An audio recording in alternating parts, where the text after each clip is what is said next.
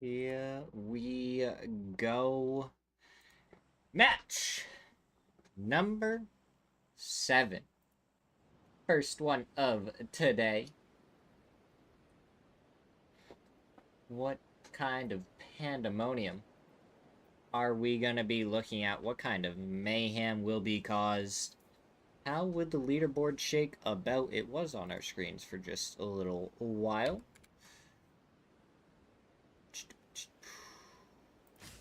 But obviously now we gotta refresh. I'll go through it real quick. So in first place right now, we do have Team Liquid. They're landing at Los Leones right now. We're watching Mira right now, though, who are all the way down in 9th place. A little bit farther down than you would expect out of them. But we have some really good teams in this lobby. Team Liquid keeping up the ridiculous consistency that they've had week after week. Always in the top 3 at the very least. Usually topping the leaderboard anyways. Second place, a kind of, I want to say, turnaround story for Empire, who have been chilling more towards the bottom of the leaderboard, but they've been playing with Gats so far yesterday, and boy oh boy, have they had some good success so far. 62 points in their second place, and then in third place, we have Rock Esports with 56. Fourth place is also known as, and I mean, that's impressive. They're a team that I feel like we don't always see up towards the top. But even against all these teams, they're showing that they very much can play at that level. Fifth place, we have Luminosity. Sixth place is potentially dangerous. Seventh place is 55 Esports, tied with Team Falcons. And Falcons, all the way down in 8th place right now. A little surprising, but I feel like sometimes we see them just completely turn around day 2. But they're also landing in spots that I feel like we haven't seen them land before.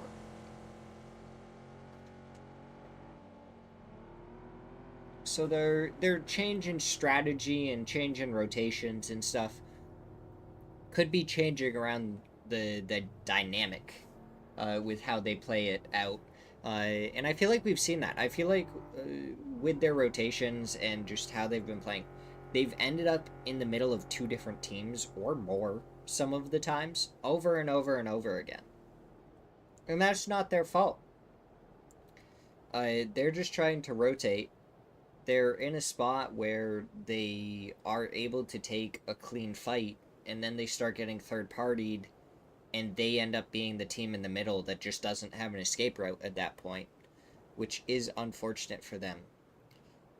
But obviously, we already said Mira in 9th place, tied with Bestia for that position. And then 11th place goes to Elements. 12th, Train to Go. 13th is Toyo. 14th is Systematicos. 15th is Amigos, who only have 9 points. A little bit unfortunate for them. Toyo also only has 17 points. And they're a team that we've seen towards the top of the leaderboard, then we've seen them towards the bottom of the leaderboard. And they kind of just bounce back and forth. And I just never know what to expect out of them, as it looks like Fakeson going to be the first player eliminated.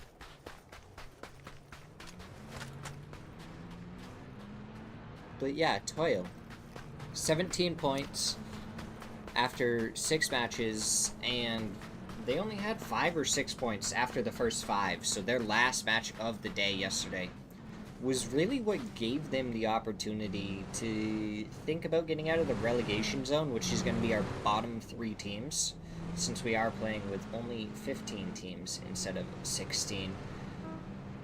And now that we've gotten all that out of the way, look at that zone all the way down to the south. Could get pretty messy. Could have teams just right on top of each other very early on in this one, because there's just not a lot of spots for them to play. And that's going to be unfortunate for them, as we see Empire towards the left-hand side of our screen going up and over the hill as 55 makes their way forward. They just made it in on the northern part of the zone.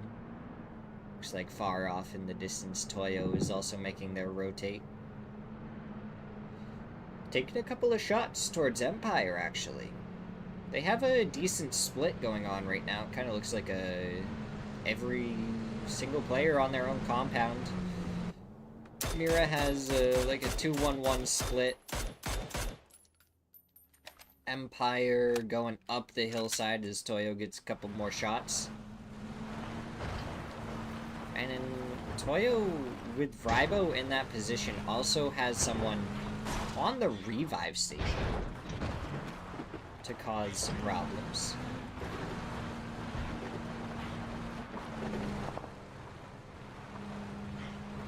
Mr. Joe Blow, how you doing on this wonderful day?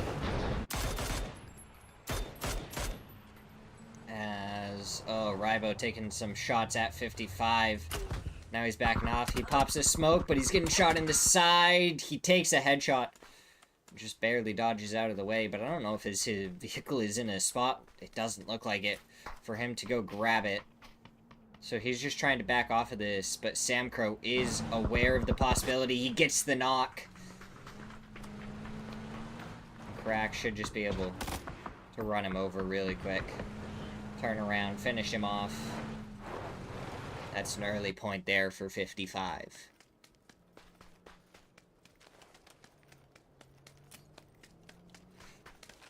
And we look...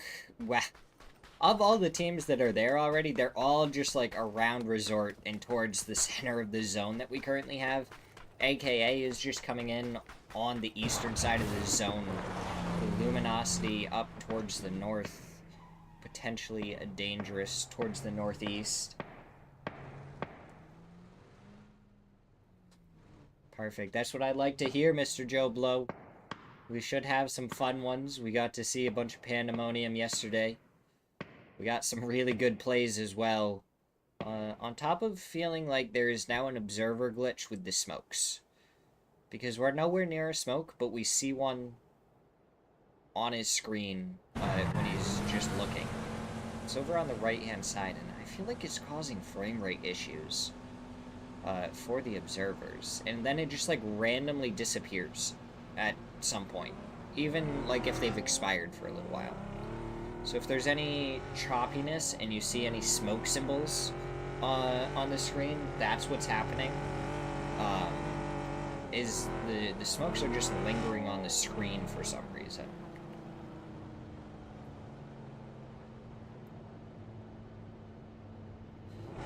Yeah, so there is still, I'd say, probably 3 more teams that have to make their way into the zone. Haven, backing off the compound that AKA just made their way towards. But yeah, we have Bestia, Amigos, Systematicos, TTG, and Falcons that all have to move. Oh, Haven. You gotta hop out of that vehicle. You gotta get out of there. Oof. That vehicle was no longer in a safe spot, and AKA, they're gonna have a surround onto Mira here pretty soon. And they've had a really successful day number 1. We'll have to see if they can keep it up for day number 2. They've done good so far. A 2x on the MK-12, and it lands a headshot over onto Haven. Beautiful there is... Yeah, Haven's truck stuck up on the rocks. It is a little unfortunate for him. LFP-1 giving some covering fire, though, to make sure that AKA just can't crash onto the compound, but it looks like that's exactly what Dan is going to do. Haven is prepping a nade. He's already thrown one forward, done a little bit of damage, and Artray is there as well. That's a good nade. The shot's coming out. They do a lot of damage, but there is now 3 players on top of Haven. He's brought Dan down low. Now he's going to try and move forward as LFP-1 with the recrash, and it's a 2v3 currently. Disney from the hillside gets the knock onto 1. The flush coming out with his own nade. Haven now going for the shots. He does take down 1. Now he's trying to listen for the footsteps for even more. He's got to go for the first aid kit to try and get healed back up. Fauna is over here, brought down to 3 by the nade, but still surviving. He's trying to peek around the other corner. Gladiator is there, stunned, and the headshot comes through. Haven gets a second. tries to go for the flush, isn't able to find it yet, and the insta-res coming out on the other side, but Disney being up by the shack could cause problems for Haven to be able to make this push. Gladiator has been rezzed, and through the window comes the stun. Around the corner, re-knock onto Gladiator. And now, Dan, up close and personal. Haven hits the deck before getting back up. The shot's coming through. Fauna just not able to connect onto Disney. And now he does. Headshot. There's the knock. 2v1 for Mira now. But now it's Artray getting rezzed. Haven getting stunned by his teammate there. And it's back into a 2v2. Can Artray get the res out? Gladiator bleeds out. Fauna, Haven, getting ready to move forward. Haven does spot them out, saw them through the windows, goes for the shots, but Artray gets the knock. Fauna now in a 1v2. A lot of windows that can be peeked there for AKA. The shots go through onto Dan. The knock comes out, but Artray, the res coming out onto him was crucial as he picks up the final two on Mira. And we have Systematico's Lost is a little bit further forward, just getting shots onto Luminosity. Maybe he can pop a tire, make him spin out, get some free shots onto them, but looks like Luminosity gonna make it through there just fine. Though it looks like a lot of other players do have sight lines onto it. Bizzler going down to the compound below, and he is gonna find safety there. Snakers and Vox on the hillside above. Flood a little bit further back. I don't know if he's gonna stop further back or if he's gonna end up trying to run the gauntlet of the other teams. As it looks like Falcon's going with the E pickup down in the middle. Tingleton, it looks like disconnected, unfortunately. Kickstart was brought down low, so he's gonna go for the first aid. Shrimsy with good shots onto Gats brings him down to just a sliver on the bar. Wow. I feel like sometimes my words aren't coming out the way that I want to. But it can only, like, the more I mess up, I feel like the better it'll get over time. Because it's like, alright, those words don't flow very well. Let's try and find a different state, a different sequence of words to use to make sure that I don't get the wrong ones in a row, and I'm able to get them out as fast as I want. Potentially dangerous just to the north of Resort. They have Empire to contend with. Tavon trying to get a couple of shots over towards Balefrost. Zone getting ready to close. Where is it gonna end up? And we just center up. We go north of the water. So now there's not really gonna be any unplayable terrain inside of this. And the zone can technically go anywhere it wants at this point. So we might see it pull back down to Resort. We might see it go to the north. We might see it go to the west. It'll be interesting to see what happens. Is Bessia gonna have to make the small little trek towards the zone? But they're actually gonna be going right towards potentially dangerous position. The last time they pulled up to a position, they did end up losing 2, but they were able to take the rest. Sneak attack, he's taking a couple of shots from Glock. None of them connect. They only hit his vehicle. As out jumps Bestia, but the nades, they're already going forward. When do they blow up? There's 2 from Glock, a third with the AUG. Can he find the last one? Draft King is all that remains, and from the side, he takes him down. And 4 kills for Glock. But Draft King is able to get the flush onto Gabru to pick up at least a point before Bestia goes down.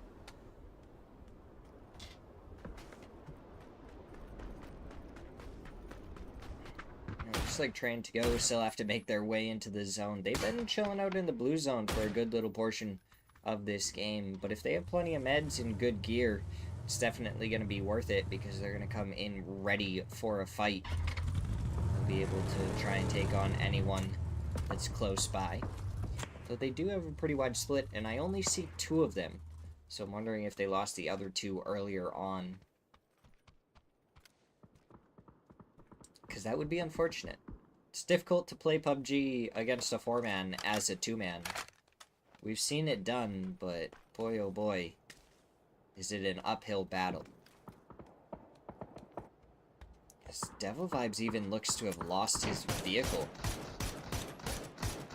So he's just running out in the open trying not to get knocked, but he's taken so many shots from 55.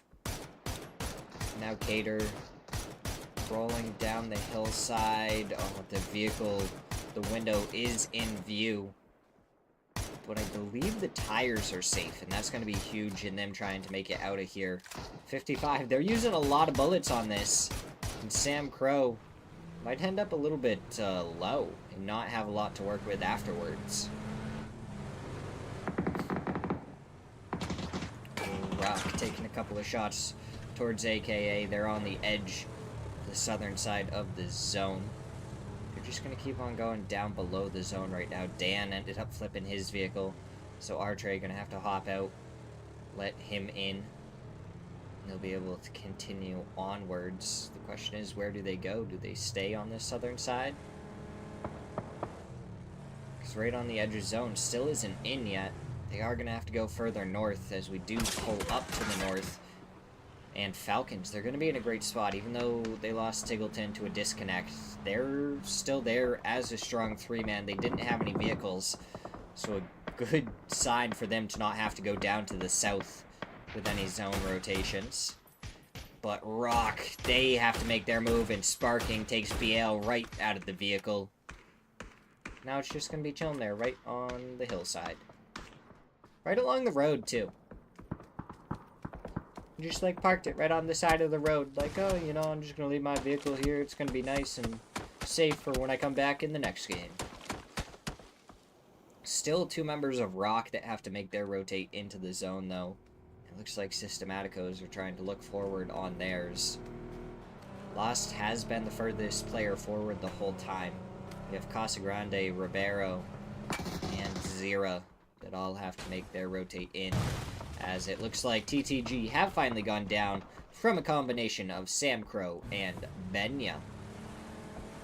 So Toyo and 55 each getting a point there. And an early exit for TTG from this match. And it looks like Team Liquid already have this spot that Rock was coming over here to contest. And Team Liquid, if they can get a couple more players over here, probably going to try and nade Rock out of that position as Empire finds a sightline onto them. Shinboy and Balefrost going to be up against the 4-man of Element. The question is, when does Shinboy hear them? Because they're already encroaching onto this barn compound. So if he doesn't hear them soon, then they may get a couple of free shots onto Shinboy, and maybe even a knock, and then it's going to be a 1v4 on that side of the street, as there goes Dan, taken out of the vehicle by Luke 12. The flush comes out immediately, and there's still one more player from AKA that has to make it through the gauntlet. Will these two try and find a spot in the zone that they want to call home? And H-Win is right there. He finds one. Artray on the other side. He does get the knock onto one, and the flush comes out as well. Now Shrimzy and Kickstart have to try and find an angle to deal with them. Nades surely to fly forward from Shrimzy. Does 41 damage from Kickstart with that nade, and Kickstart gets the finishing touch. As unfortunately, H-Win is lost, so Falcons down 2 players now. And Snakers finishes off Anzira. Systematicos were not able to run the gauntlet. Rock, they're down to just a single player remaining, as it looks like Luminosities have pushed, Team Liquid have pushed forward. Dealing with most of their players. RBN has been taken care of. Solds is only knocked right now, so Rock might actually be able to get a smoke off and maybe even get a res back up to a 2-man. Might be able to hold that position a little bit stronger than previously thought. Empire is backed off of this spot. So Elements, even though they're here now, haven't gotten anything out of it and are now going to have to fight potentially dangerous for this side of the zone before they even move forward into the actual zone. We just see more util coming out from Elements. Just not connecting with any damage. Is that nade from Maya still not finding anything? Block, we saw him get that 4K earlier. So we're gonna have to see if they can get any good util usage. Looks like the blue zone nades go out. They don't find anything. Gabru with a good couple of shots into the chest of Pablo. Now we're gonna see Tavon get the knock onto Pablo with a nade. How does Element move around this one as Purdy with the Panzer takes down Santastico and Solds to finish them off, and Sparking just gets right in to the shack as Empire takes a couple of shots. Maya going for shots on to potentially dangerous, and they are not just potentially dangerous, they are dangerous. Moving on to this compound, Handsy gets the knock onto Glock, and it puts this back into a 3v3. Darylus had a decent angle. Tavon gets the knock onto Maya. Now Darylus has to be prepared from the other side, but Team Liquid, they get involved. They heard the shots. Luke 12 gets the knock onto Slabby. And now Handsy is going to push over. He's actually going to get the kill steal. Gonna free a kill. Never hurts. Is potentially dangerous. Now have to fight against the blue zone and Elements. And Team Liquid may just have some angles onto it afterwards. Sparking gets some shots. Takes down Handsy. Gabru with the headshot to take down Darylus. And now Tavon and Gabru gonna be the ones that have to move forward next, with Team Liquid just staring at them, and that's Alo getting the knock onto one. And Gabru going down to the blue zone. Potentially dangerous, eliminated in 8th place, so they do still get a placement point to go alongside their kill points. Now Team Liquid, southern side of the zone, and they're gonna have to cross the street at some point. And it's either going to be right into Falcons, Empire, or Luminosity, as Emmy is sneaking closer to Flood for Luminosity. And then you have 55 and Amigos up towards the north, and it kind of just centers up. Falcons still going to be in the zone. Emmy with the nade, goes for the spray afterwards, does get the knock, gets the flush before he goes down, and it's Karak that actually gets the kill, not even Luminosity. So they weren't able to get any revenge onto him after they lost a player. Now we're going to see Empire versus Amigos. Balefrost gets the knock onto Vapesker. We're going to see if Empire can push forward and do any more. They've had a phenomenal day number 1. We'll have to see if it translates into a better day number 2. They might be able to take away first place from Team Liquid. Right now, they're fighting up against Amigos, who have not had the greatest of day 1s. They're in last place of the 15 lobbies we have here, so they're definitely going to have to try and make something happen. It looks like Shrimsy gets a knock onto Luke 12 across the street. Meanwhile, one of the members of Empire did get Sparking. So we're going to have to see Sparking get res. Luke 12, I think, is just going to be a lost cause. An Empire throwing a couple of blue zones forward to try and finish off Luminosity, get some more damage, maybe even a re-knock. Doesn't look like it's going to come through, as Gats dealing with pressure from Amigos. The nades flying over, doing some damage. The rest of Empire still dealing with Team Liquid. Sparking has got re-knocked. And now the Panzer coming forward right off the side of the wall, but it doesn't actually find any damage onto Alo, as he just survives that. The stun goes forward. Balefrost gets himself stunned by it. And now he goes for the shots. He does take down Purdy, so that's 1, and he backs off. Now Alo is there, and Alo got the knock onto Balefrost, but the trade was there by Poonage. And Empire, they're going to be back up to a 3-man over there, as Gats is just trying to hold his own against the Amigos. Blue zone coming out. He hits the first aid immediately. Is it going to come out in time? As no, the blue zone's got doubled up on, and he goes down. He is probably going to get flushed out here in just a second. And there is FCZ. So Empire, they're down to a 3-man, but they have 6 kills so far. Punij trying to make his way back over here, but Mixstall and Zig are ready for it.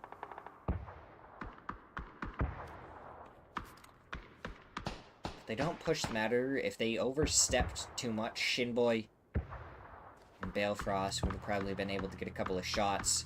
But they are both grouped up on the same exact position. So now Balefrost is going to try and make his run forward. It's going to be Empire versus Amigos for the northern side of the zone. Falcons have the center. Luminosity and 55 are fighting for the western side. I guess Falcons have pretty much the south side of the zone as well. Mixall is spotted out. Punij tries to go for the nade, isn't able to get it. Mixall gets the turn, gets the kill, but Balefrost there for the trade. FCZ gets Balefrost. And now it's Shinboy versus FCZ as Test is able to get the knock and flush hunt his Zig, and we stare down the bridge of his nose as he falls.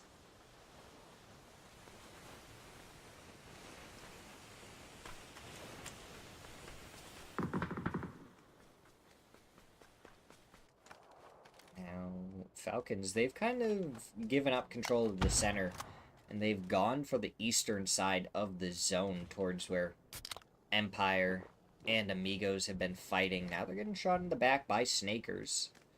They are aware that other players are on the other side of the zone, and shots coming out from FCZ gets the knock onto Balefrost, and Punij, the only one up right now. No, Punij just got res. Now from behind, Falcons find 2. We're down to our top 4 teams, 55, Amigos, Falcons, and Luminosity. 55 doubling it up on the SMGs, the MP5K, and then the P90, and Test is able to take down FCZ as Kickstart turns and takes some shots over towards the Luminosity. Snakers brought down low, but he has made his way quite far forward. Nade gonna come out from Kickstart. Doesn't go far enough. Doesn't look like it. Oh, Kickstart takes a headshot there as Snakers finds a headshot onto Shrimzy. So both members from Falcons taking a lot of damage, but it's 55. They're coming in on the backside of Luminosity. So this could turn into a fight between 55 and Luminosity, and Falcons may just get to clean it up afterwards. As Kickstart takes a couple more shots towards Snakers, and it's Tiny from the side to find the knock onto Snakers. And now Vox, Bizzler, they're still trying to make their way forward. The shot's coming through. Shrimzy somehow still alive, and he's prepping a nade. He's throwing it up and over. Gets the knock onto Vox with the AUG. And now it's down to Bizzler. As Kickstart gets a good nade, does a lot of damage. Shrimzy with the follow-up does even more. Karak coming over the hillside, gets the knock onto Kickstart. Now the blue zone coming out right onto Bizzler. The nade should be good. The nade is perfect. And Shrimzy able to take down Luminosity. 1v3. Shrimzy versus 55. Karak spotted out. The shots don't end up connecting. Shrimzy gonna go for the smoke, goes for the shots, but Tiny able to take him down, and it's 55 with 11 kills to win match number 7, the first one of today. That's how we come to an end for match number 1. We're gonna go to a quick break as we get ready for match number 8.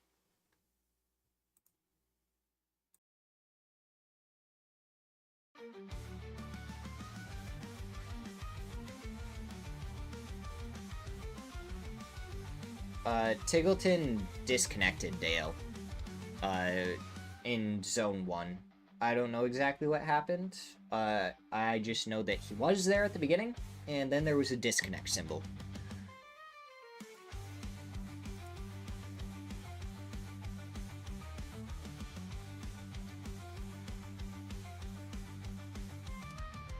So he should be back for the next match. I'll keep you updated if I notice anything, though.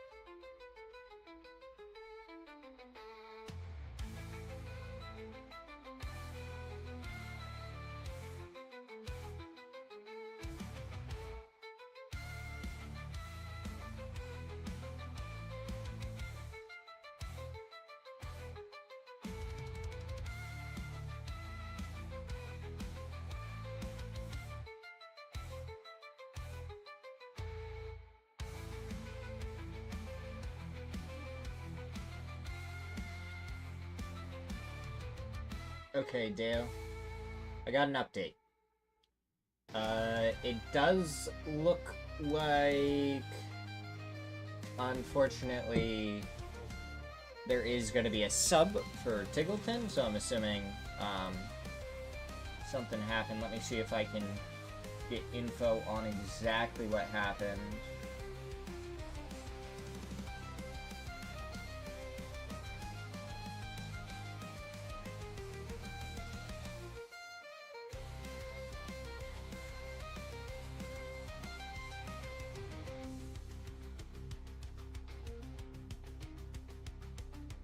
Takes power when boom. Yeah, that's unfortunate. I figured that his power or something went out based on the fact that he just disappeared. Justin, do we know who the... Yeah, Mr. Joe Blow. That's what I'm thinking. I don't know. So is Gunner the one that's subbing? All I have for info right now is that it says sub. So unplanned subs, I feel like, are usually Gunner.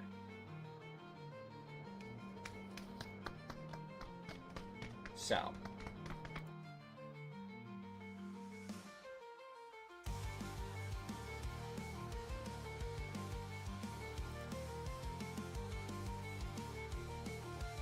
But I know sometimes Beanie is also there to help out. So I can probably message one of them if I wanted to figure it out, but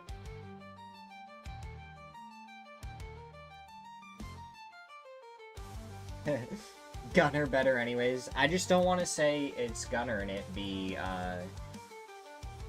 Beanie. And I don't want to say it's Beanie and it be Gunner.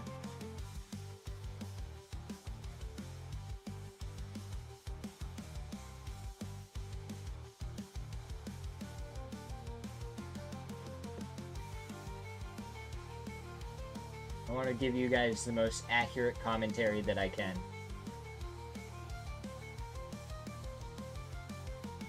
I feel like if it was... No. Yeah, Beanie is usually a planned sub. Shroud confirmed.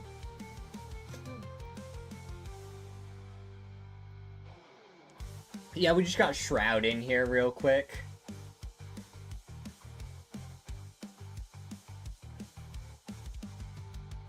Yeah, I agree. I think it's a little bit late for Beanie, especially unplanned. That's why I'm assuming it's Gunner. But we all know what assuming does. It makes an ass out of you and me, so...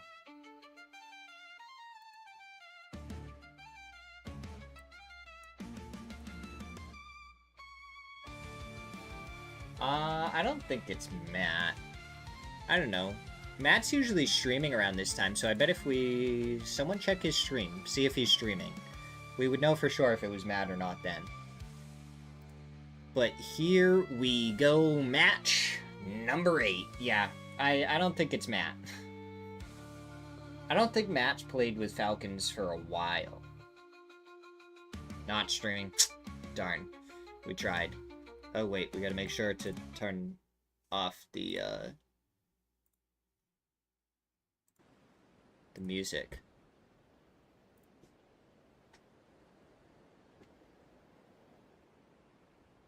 Yeah.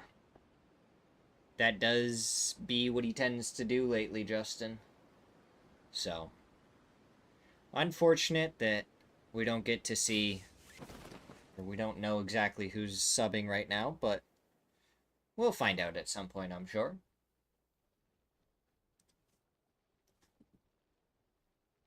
I can try... I'll keep the chat open. Simply gooning. Oh my god. He's no simple Matt, he's simply gooning. Oh, that's a hut drop at Power Grid. Let's hop over to that. Last time Amigos lost it pretty quickly to Luminosity. Bizzler hit a couple of shots with a K9 early on. We'll see if it's similar here. It looks like Vapeskar actually gets a knock and flush onto Vox. Meanwhile, one has been knocked for the Amigos, so it's a 3v3 currently until FCZ can get back on his feet, which it looks like they're getting him back on his feet. Vapeskar does get the res.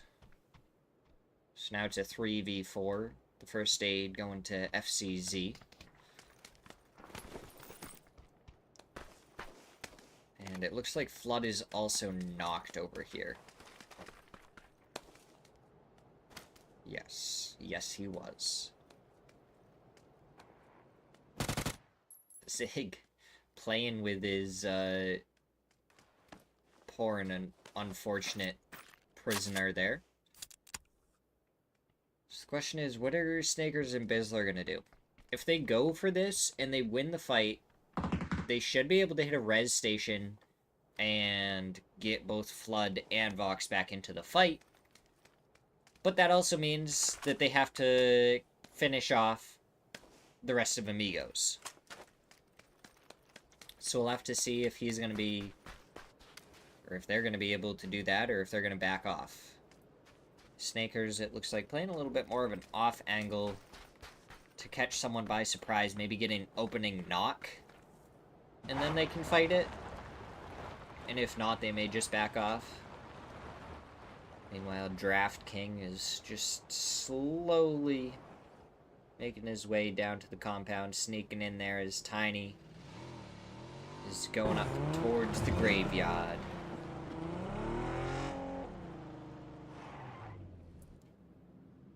Looks like 55 going to be taking the graveyard already. Glock going to be shot off by Sam Crow.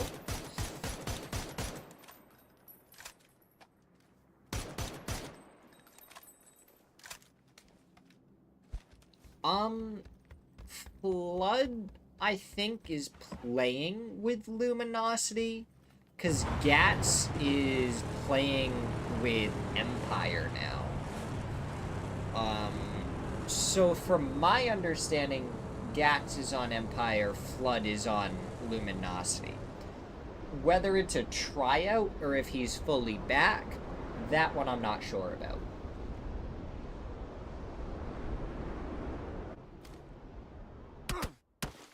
I am curious about it myself.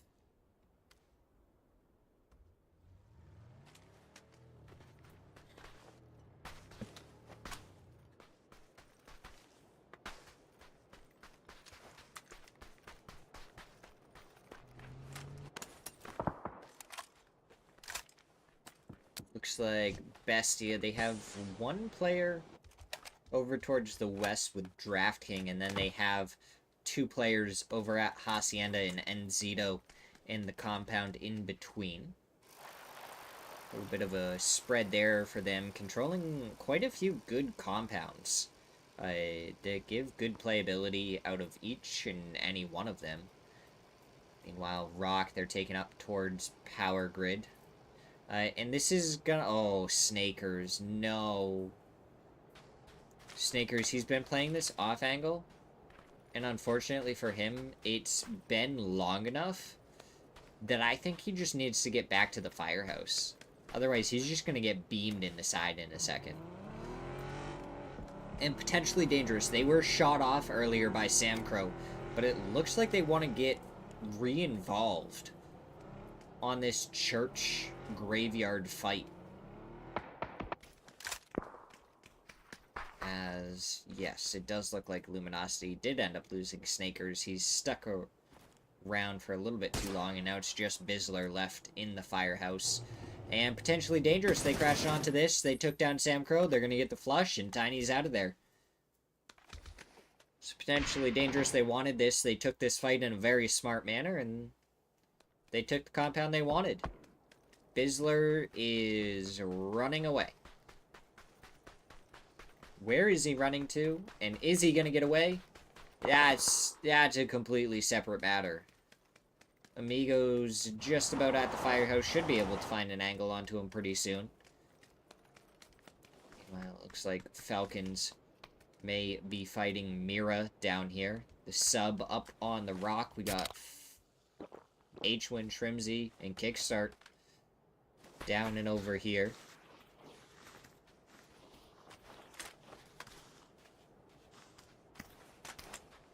H-Win taking a quick peek up towards the top of the hill. Systematicos are there, but they're not peeking over the edge. And they might not until they start hearing some knocks come out. As Shrimzy and H-Win start making their way over. Now, Systematicos is going to be heard. So Shrimzy may be replanning the way he might have wanted to push that. Previously, if there was no one up on that hillside, he could have gone like the front side, and Kickstart might have been able to give him a little bit of covering fire as H-Wing gets a little bit of damage onto LFP1. And Kickstart has made his way over here, so this is going to be a 3v2 in favor of Falcons right now, but they're going to be the ones that have to push as Fauna gets shot at. H-Win gonna have to deal with a couple of nades that come his way, but he is long gone from that position. Fauna has another nade to work with. LFP1 does not, and Haven, he's going to be crashing onto this, so this is going to be back into a 3v3. And it looks like Fakeson is also making his way over on the backside. H-Win, he gets almost taken down. He doesn't even have a health bar left there. That's how low he was taken, as the sub is getting more shots onto Mira from the hillside above. And now Systematicos, they're able to peek their way over the top of the hillside onto this LFP1. You got to be careful how long you stick in that window for. Otherwise, Systematicos may just get some shots into your back as quickly as you jump up there. Good nade there. Damage to Kickstart and a bunch to H-Win, who's probably already gone through 4 or 5 first aid kits. Nades go forward. Now Shrimzy gets hit hard. And the shots come out. Kickstart gets the first knock. The Molotov immediately onto Haven, and he does secure his kill. Systematicos were doing a little bit of damage. Almost taken away, but now Fakeson gets the knock onto H-Win and gets a follow-up headshot onto Shrimzy. Kickstart just ready for any push that may come through. Shrimzy, I think, is going to have to get off that back wall and go towards H-Win. I don't know if Kickstart's really going to be the one that can go for the res here. But it looks like he is the one that goes for the res, as Shrimzy just holds. And Systematico is looking over this fight from the hillside is just causing so many problems for these teams, because they both like want to take this fight and want to push, but neither team is able to.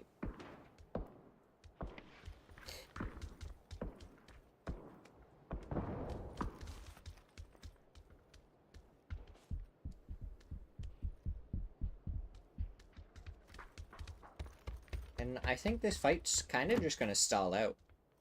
I wouldn't even be surprised to see Falcons just go right back over to the other building and maybe fight. No, that's not a good building to fight from with Mira, because Mira can avoid the eyes of Systematicos, but Falcons wouldn't be able to. So it looks like they're getting ready for a push. LFP1, he does have a shotgun. It looks like Fauna is swapping over to an MP5. Shrimzy gets a knock onto Fauna, though, with the nade. The sub keeping eyes towards Fakeson. Oh no, the nade. Kickstart ends up knocking himself as he bounces off the side of H-Win.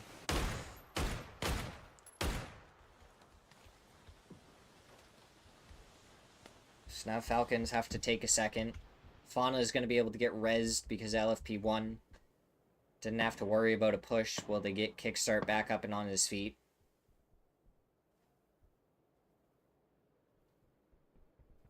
Alright. H-Win, he's going to the other side. He's just clearing the bottom floor. I'm assuming they heard LFP1 above getting the res onto Fauna. They know they've already taken care of one, and Fakeson is across with the sub keeping track of him. Disney gonna lose the tires to his vehicle.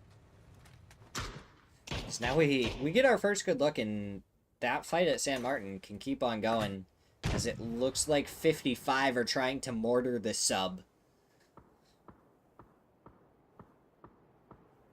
Mortar comes through and it lands on the other side of the rock.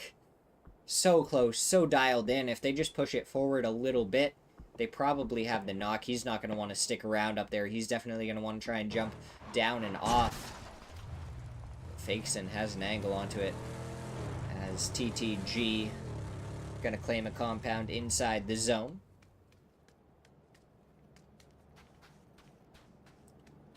Elements have the corner,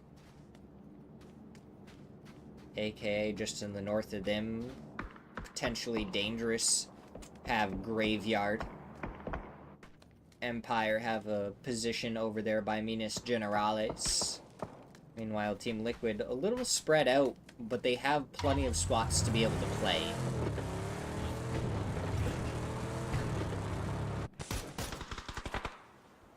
Now, Kickstart gets the flush onto LFP1. They're going to get Fauna as well, and Fakeson is going to be the last remaining member for Mira. I don't know if Falcons ended up losing anyone in that push. Systematicos, it looks like they're pulling up on the other side of San Martin. As it looks like all 4 members for Falcons are still up and moving. They've taken down 3 and they know where Fakeson is. It's just whether they want to try and push and kill him or not. Bizzler over by the res station, but I don't think he has any of the chips because Amigos are still camping out right on the chips.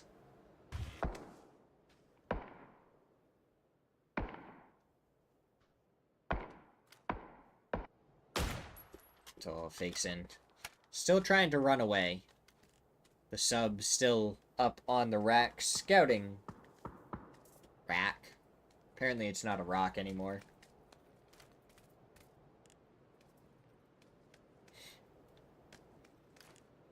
Now we just wait and see. Rock down to the south are going to have to make their rotate. Toyo over here on the west. No, east. This is the east, not the west. Going to have to make their rotate in. The question is, where are they going to go? They might be able to split between Elements and Empire, but if not, they're going to have to choose which team to rotate towards. Good shot there from Shinboy to get a little bit of damage. Should be able to make sure that Toyo isn't going to come over here, but I imagine they pull up on the hillside right along this road. I think they're going to go up a little bit more. No.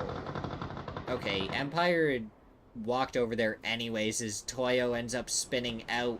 Smoke goes out, but it looks like Toyo just stopped right now while they try and get the truck. Oh, they have 2 tires popped. That is a death sentence for them, as they're just rolling backwards now.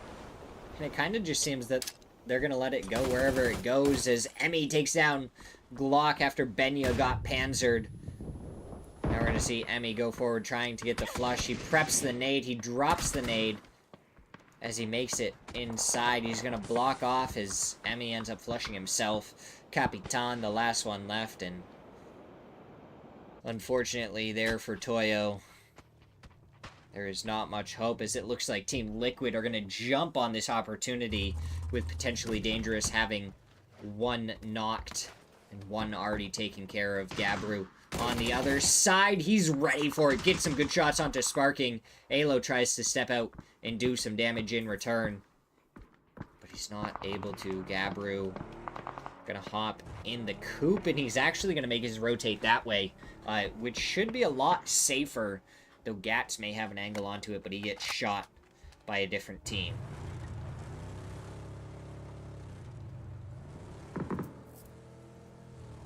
Now we see Purdy. He's making his way over around 55, and he's separated from the other members on the team as Luke 12 has been taken down. And they only have 1 kill so far, but they are still going to be inside the zone. Shots coming out from Potentially Dangerous, though, and Purdy gets taken to about half, but he is going to survive. Rock may have an angle onto him, but I think they have to deal with 55 behind. Doesn't look like anything going to come out there, As I believe Purdy had an M249 with over 250 spare bullets. Oh my god. That mess up towards the northwest. Systematicos, Luminosity flying in. Falcons are already over here. I don't know if Falcons have actually noticed Snakers and Flood sneaking in behind them, though. As Systematicos, now they're the team sending it through the mess of teams that have congregated in this area. As Gats gets a flush onto Vox up in the graveyard. And Zero takes a lot of damage there from Tavon.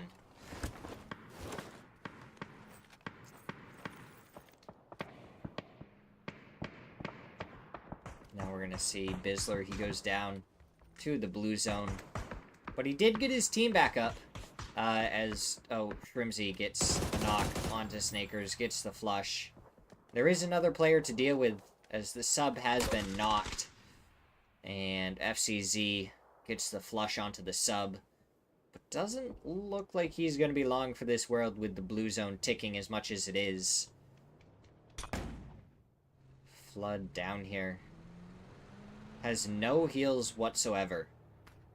So Shrimsy just going to the blue zone, but Kickstart from the side does find him, so Flood goes down, and that's another point for Falcons. H-Win, it looked like was ready for FCZ, but FCZ actually gets the knock as we pop over to Rock, putting a little bit of pressure on Team Liquid. Right now they're just worried about popping all the tires. Shots coming out towards Alo. At the top of the stairs, BL doesn't connect with any of them.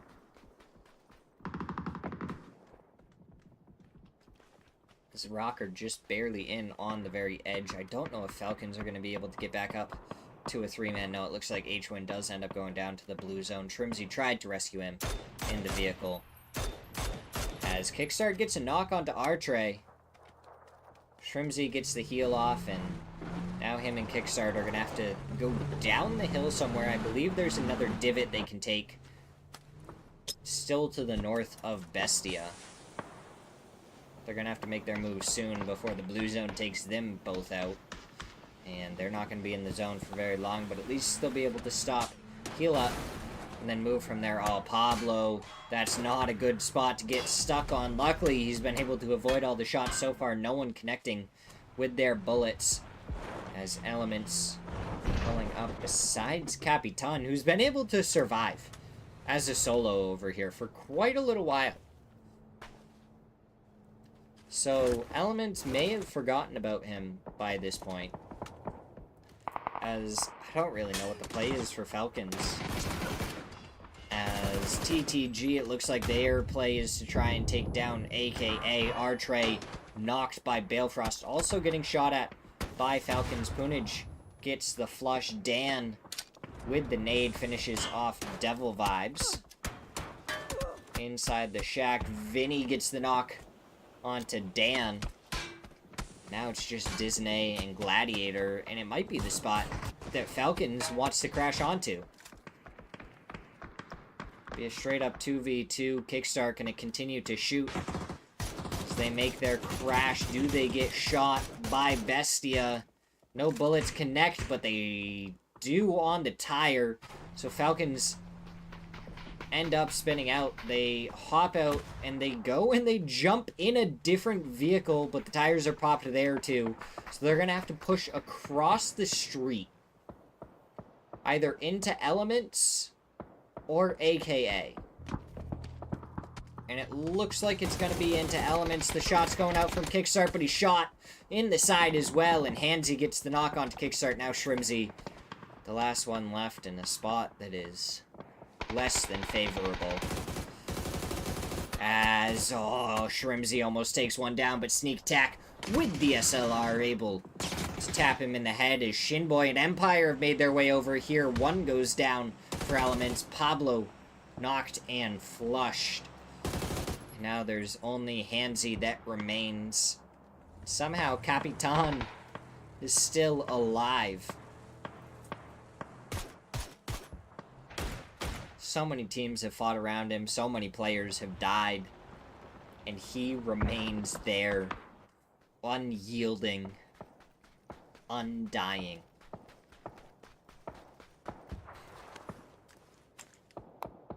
Systematicos, they may not have compound, but they have the center of zone currently. Empire, they're starting to stretch out on their area. Punij, though, getting shot from a couple of different angles. He's got to retreat, find a better spot. Oh, Capitan spotted out now. M16 from Hansi and just not connecting. Goes for the M4 spray with the 4X, and it does connect. Capitan goes down. Toyo eliminated in 10th. AKA, they already had to try and move forward a little bit once, as that's a great headshot onto Hansi there. Disney now moving forward, throws the nade. I don't think it's quite enough to clear. No, it is enough to clear. Does a little bit of damage. Now they're throwing it too far, as Hansi is right there. Sneak attack and Vinny combine in the backside of AKA to take them out. And they are down in 8th place as Elements goes down just before them.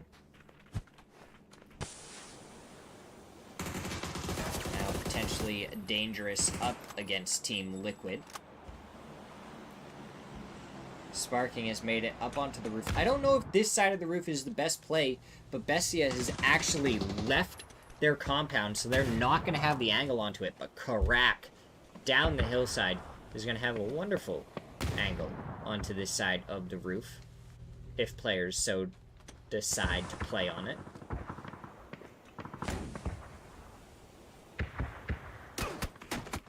And there we go, Sparking eliminated by Karak. We're going to see potentially dangerous. Glock did try and move out a little bit there. Purdy trying to be ready as Sparking gets flushed out by Glock. Now Karak taking even more shots towards Team Liquid, ruining their push. Rock is trying to make it through the tombstones and get an angle to third party. This, and Purdy, he was ready, but he didn't see him on the first look, had to do a double take, and Gabru with the shotgun was able to punish him for it. And now Sold's able to finish off Alo. We're going to see Karak down below. Glock is aware of him, gets a headshot, and he just needed a little bit more damage. The nade getting prepped, getting thrown, but Karak knows that he had to move, so he continues his push. Glock still tracking him down, trying to find him. The tree, all that gives him cover, and he's going to back off. For how long? Just long enough for Santastico to find the kill instead. Now we have 4 teams remaining. Bestia, Rock, Empire, and potentially Dangerous. Which team takes home the chicken dinner? As, look at all those first aids up there. Solds has a Mark 14. Santastico has a Lynx. So if you ever wanted to know the definition of a scary team, I would put Rock with 2 crate weapons. Not a team I want to go up against in any facet of my imagination. As Balefrost trying to get the nade forward onto Bestia. Yesterday, Punij was absolutely lethal with the utility usage. We'll have to see if he can come up big again.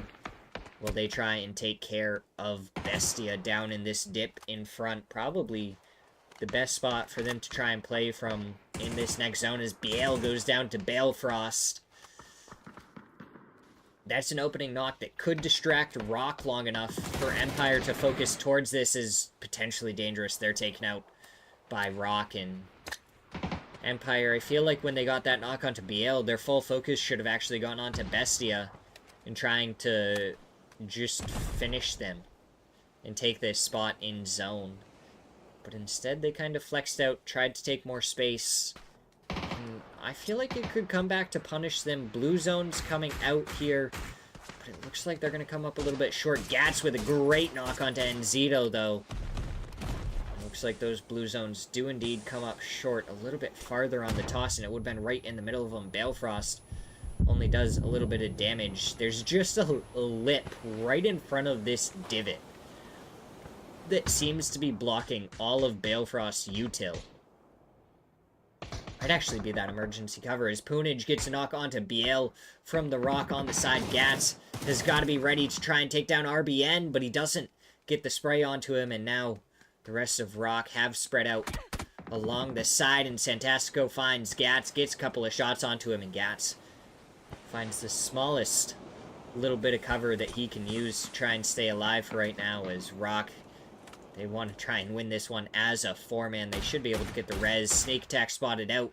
Gats not able to find anything as Poonage goes down to the Lynx. Solds with the Mark 14 takes down Balefrost. And now Gats, the last one remaining. Don't worry, they have a P90 as well.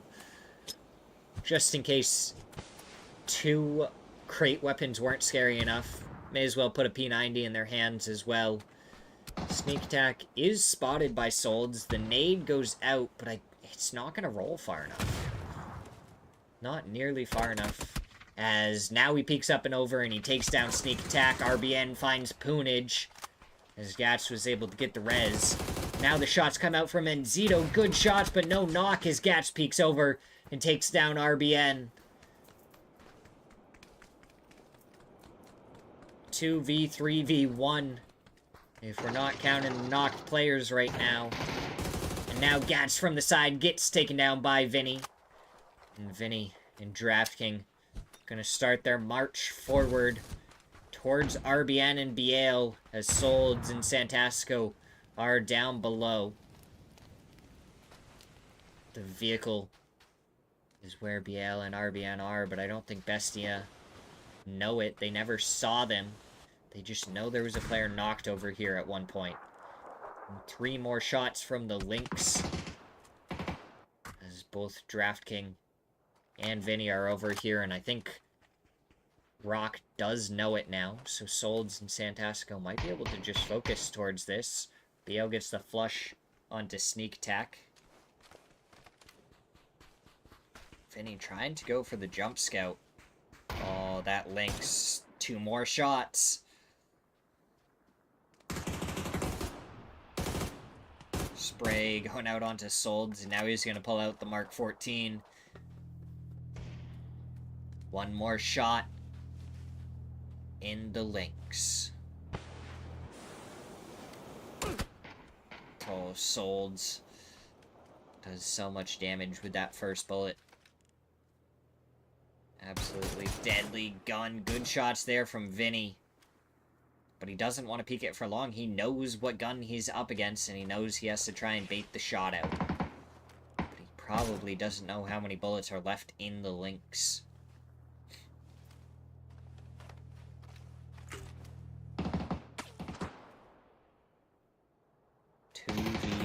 Bestia versus Rock.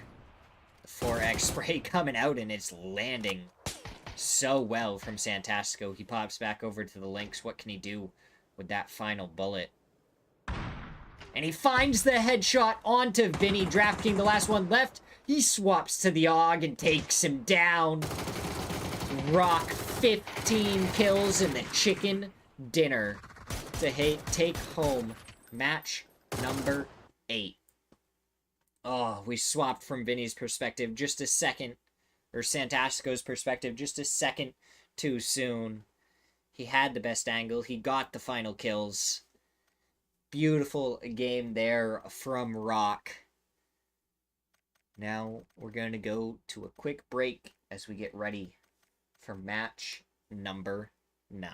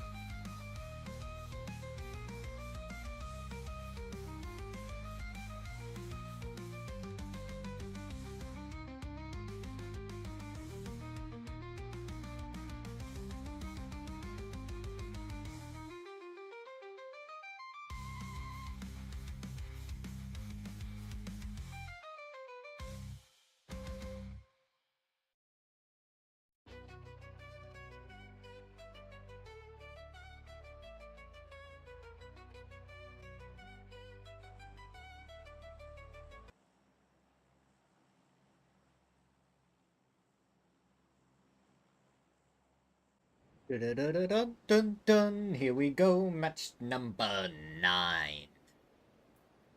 Which means after this, we have 3 more. Wow. And then, as far as I understand, not only will we have 3 more matches today, I believe the plan is...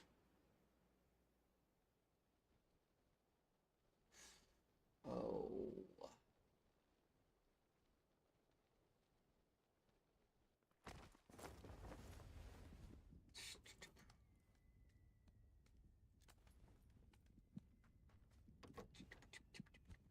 Okay. Yeah. So, we will be doing 2 more days of casting, Wednesday and Thursday. So we have 3 more games today, and then we're going to be doing Wednesday and Thursday as well, because we were behind schedule because of all the EWC qualifiers and everything like that. So that made it very, very hectic to try and fit the games in with a lot of the teams. As it looks like 55 and Luminosity are going to be hot dropping each other. A hot drop that we've seen a few times before. And it's gone back and forth, depending on who kind of gets the first couple of knocks. We've seen it go both ways, both 55 winning some of the hot drops and then Luminosity winning some of them. So we'll have to see how that ends up. So we will be back here for more casting tomorrow and Thursday. And I believe I'll have a co-caster. As Test gets an opening knock onto Vox with the shotgun, and he's just going to double up on shotguns, I guess. And Karak gets a knock with the Panzer onto Flood, so that's 2 already down for Luminosity. Snaker's in a position where he can't really support yet. And it looks like 55 are going to push from the top towards the bottom. Sam Crow looking around, trying to find the player he knocked. Bizzler just hiding on the bottom over here, and that's an opening knock for Bizzler. He finds one, gets the flush onto him, spots out Tiny, gets a second, and now he goes for Sam Crow, who just strafes with the JS9 and is able to get the knock. Snakers has to try and rush his way over here if he wants to take this fight. Well, the players are still low, and it's only a 1v2. We see him make his way over, and now he's going to slow it down now that he doesn't have any info from Bizzler.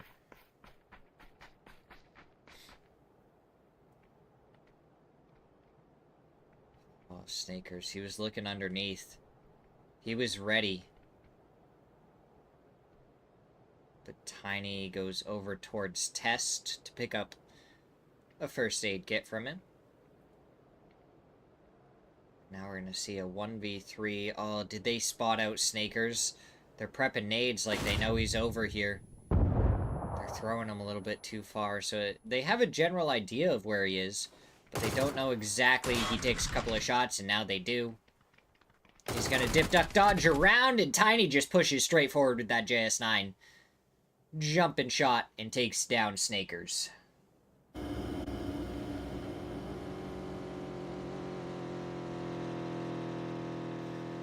That's a crazy little thing that you can do with the JS9 and any SMG is you can just keep on walking while shooting.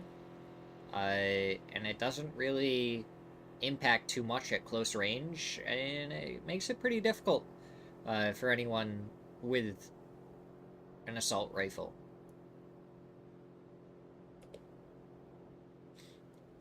SMGs, could they become meta? Probably not, because I think their mid-range capabilities are just not up there. So it just doesn't make them as viable as a assault rifle. Toyo, they're making their way towards the center zone, but AKA is already there. Amigos are up to the north, and it looks like Team Liquid may be eyeing some of that area, as Mira is even farther north. They just appeared on the edge of the map there.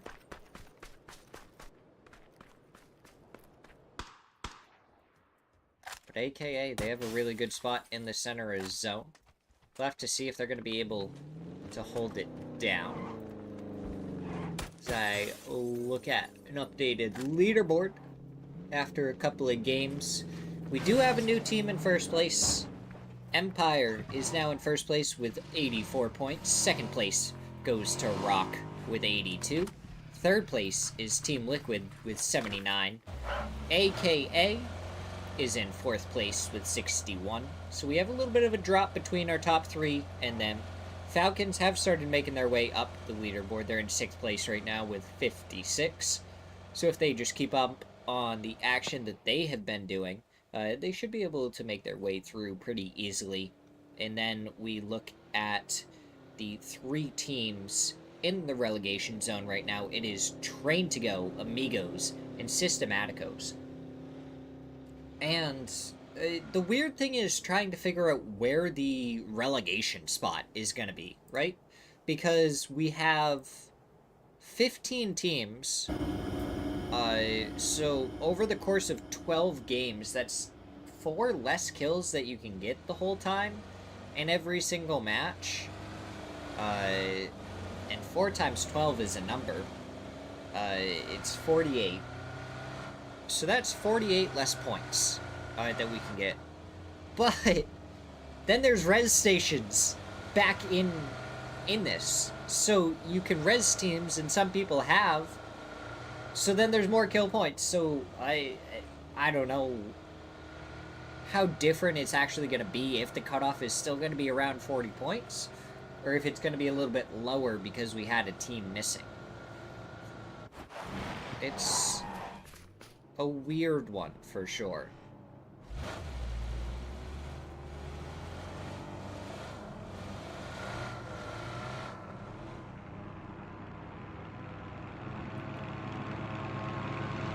Kickstart up in the glider.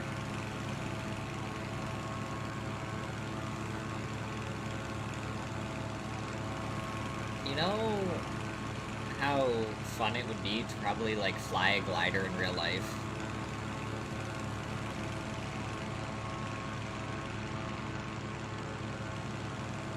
I don't actually know how fun it would be. It might be just scary. I don't know. So 50-50 about it. Would it be fun? Would it be scary?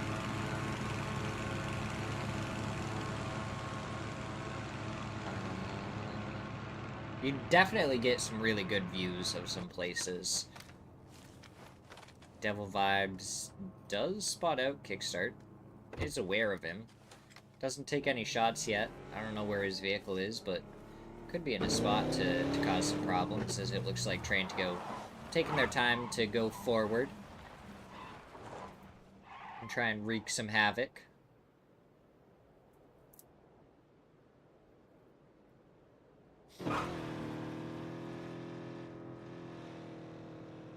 As Element's definitely sending it forward. And they're following in the footsteps of where Liquid rotated. I don't know where Liquid ended up. I haven't seen them where they've stopped on the map yet. It looks like they are one hill further ahead compared to Elements. They also have this compound here down towards the bottom of the hill, which is weirdly defensible, but also difficult to stop crashes. Like, if you have a full 4-man here, it's very easy to, like, defend the compound, but you usually can't shoot people off, and they tend to be able to crash onto the compound before you fight them. So it can turn into uncomfortable fights pretty quickly if you take a knock early on. And it looks like Kickstart is not going to be the only player in a glider, because there's also Punage up in a glider.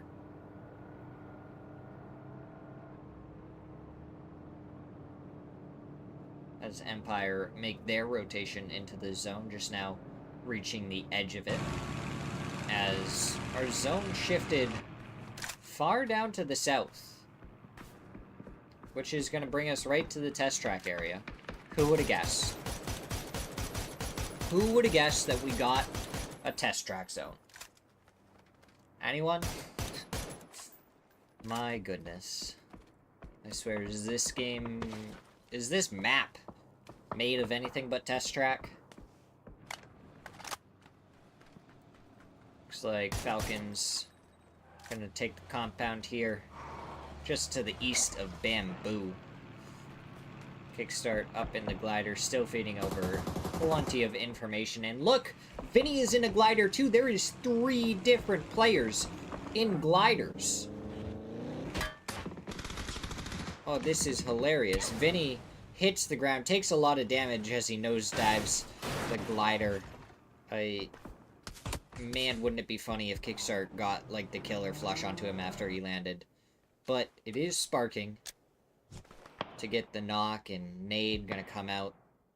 And, oh, bounces off the handle. Still does a little bit of damage. Handrail. Guardrail. Sometimes I question whether my brain works or not. And then I realize it doesn't. Not even a little bit.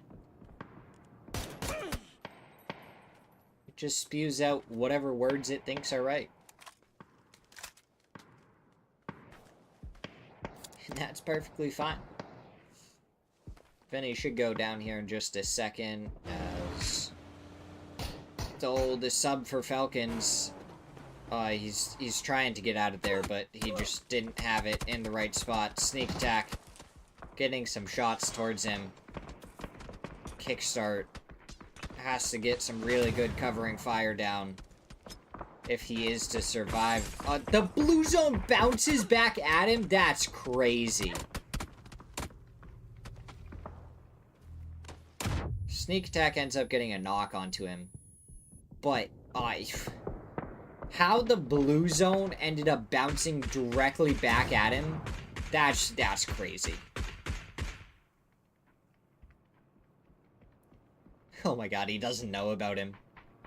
He ran by him without even spotting him. He's gonna be like, oh, there was just a knocked person here. Oh, yeah, Dale. It's definitely Gunner. I have no doubts in my mind that that is not Beanie.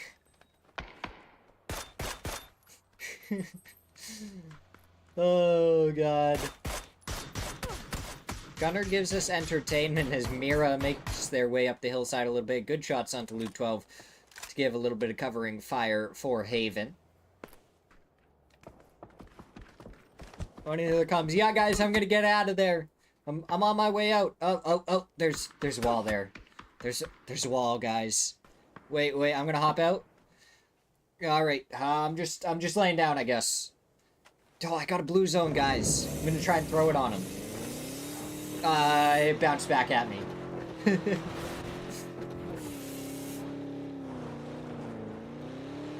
Fawn is struggling because his tire is popped. Makes it a little bit difficult to make that thing turn to the left. I really want to hear the comms specifically for when he threw that blue zone. And the fact that it, like, bounced directly back into his own face.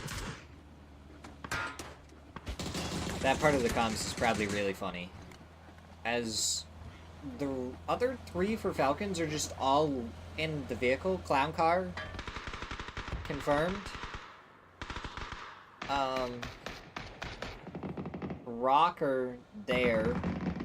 I don't know where Falcons are trying to go here. I don't know if they really have a spot to go. They're gonna pull up alongside the street in this divot. They may be able to slowly make their way towards the members of Potentially Dangerous and push onto that compound from there. Just so long they don't get shot in the back. It's a weird position to play. But Rock is kind of taking the other best position to play right below the compound of Potentially Dangerous. And then you have Empire. This is a decent little crevice, better than the one that Falcons has. And then you have train to go with the mortar. Oh, where does it land? A little bit far. Bring it in 2 ticks, I think. You bring that in 2 ticks, you get a knock.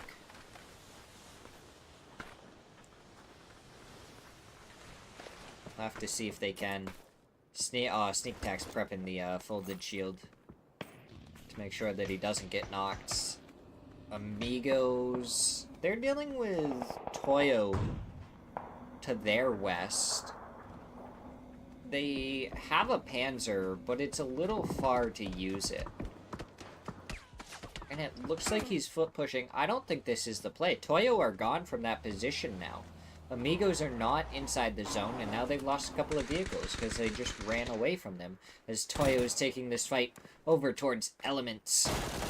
Capitan, he already got the flush onto Maya, got the knock onto Hansi, and now it's Pablo, the last one left in the compound. And from the side he gets some shots, and Benya, with the supporting fire, is Glock further ahead, takes down Darlis.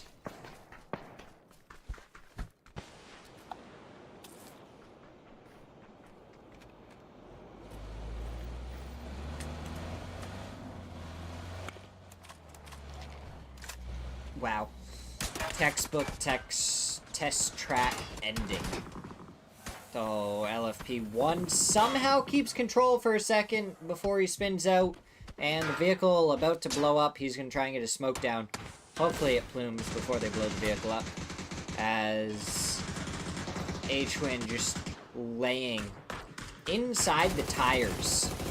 And is somehow able to avoid detection. Make sure he doesn't get run over. And now the question is, how do they want to play it? Because I think Falcons are going to run right into Team Liquid. AKA, they made it over here. That's impressive in and of itself. They're in the middle of the zone.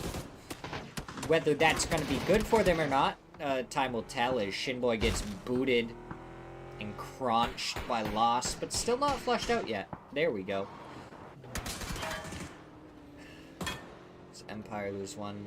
Draft King taking some shots towards potentially dangerous as they try and move out of just their solo compound, not able to get a ton done, and they rotate back there. Now 55 have an angle on 2 Falcons.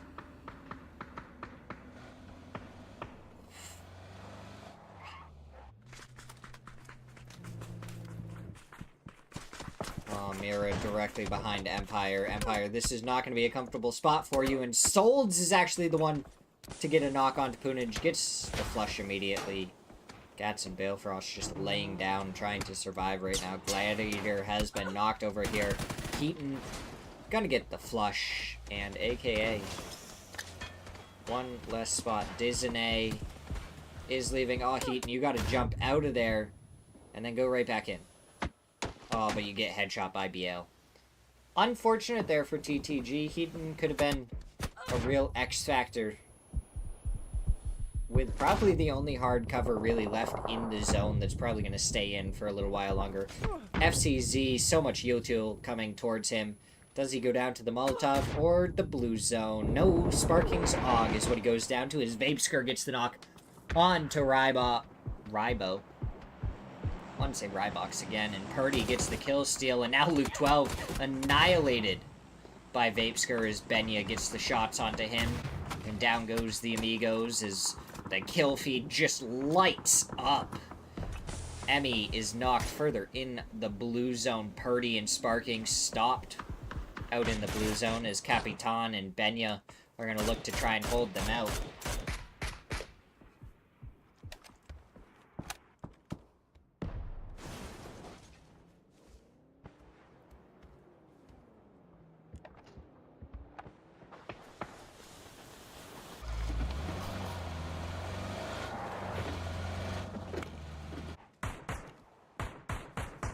Sparking goes down to the blue zone. Purdy still out in the blue is potentially dangerous. They're flexing out of their compound, seeing if they can find anyone, and Slabby spotted out by Capitan. He goes down.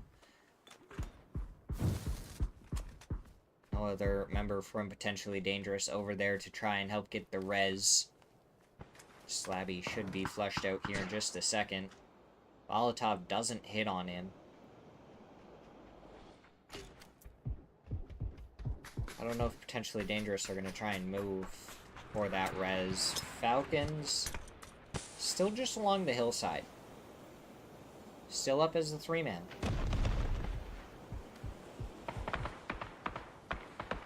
Gabru's already almost made it to his teammate. Capitan gets taken out by the blue zone. Gabru tries to go for the nade, get the flush.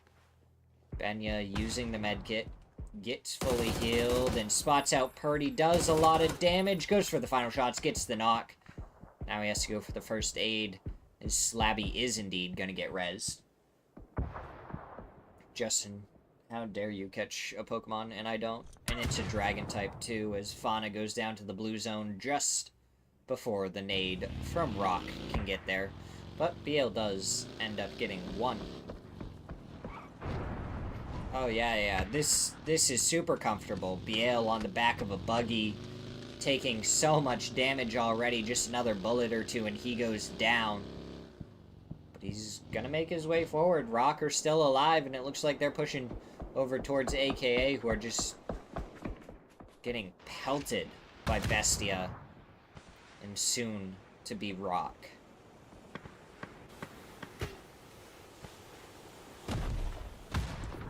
How AKA is going to handle the onslaught from these two teams, I don't know.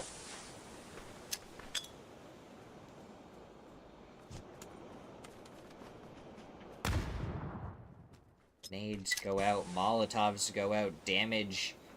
Santastico gets the knock onto 2 with that Molotov, and BL with the nade finishes it off, AKA dismantled by the util usage.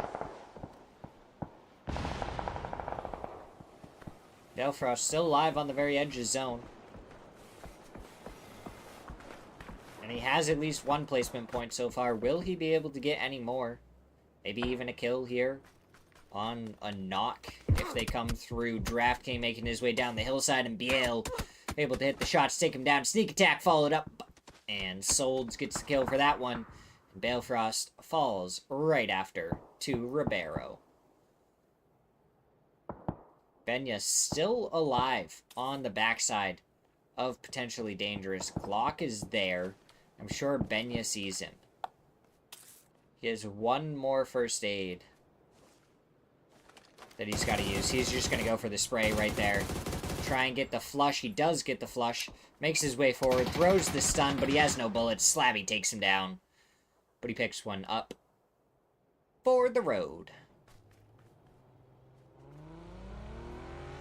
I love how if we went back and watched the Falcons' movement, Kickstart and H-Wing are like moving together from here to here to here, and then Shrimsy is just following after they move to the next spot. As Ribeiro, good nade onto Carac. Casagrande goes down to Solds, and Tiny for 55 picks up and Zera. So Systematicos, they lose 2. 4 kills so far in this one, and Solds has 5 by himself.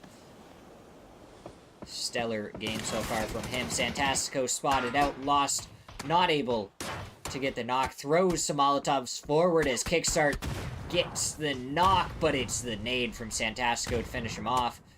Now Tiny getting shot at by H-Win, but Tiny takes down Ribeiro first before going down to Falcons, and we only have 3 teams remaining, not 4. As 55 fell so quickly afterwards. Rock, potentially dangerous, and Falcons with 3 players on each team. And all of a sudden, Falcons are very much in a spot where they can potentially win this game. Rock is in a difficult spot down in the valley below with potentially dangerous on the hillside. Shrimsy dislodging them. Kickstart gets the knock onto Tavon. Now Gabru gonna have to look over, see if he can find an angle onto anyone. And Kickstart finds Gabru as well, and now Slabby, the last player that remains on potentially dangerous. Biel does get the kill steal onto Tavon, and that's 13 kills for Rock.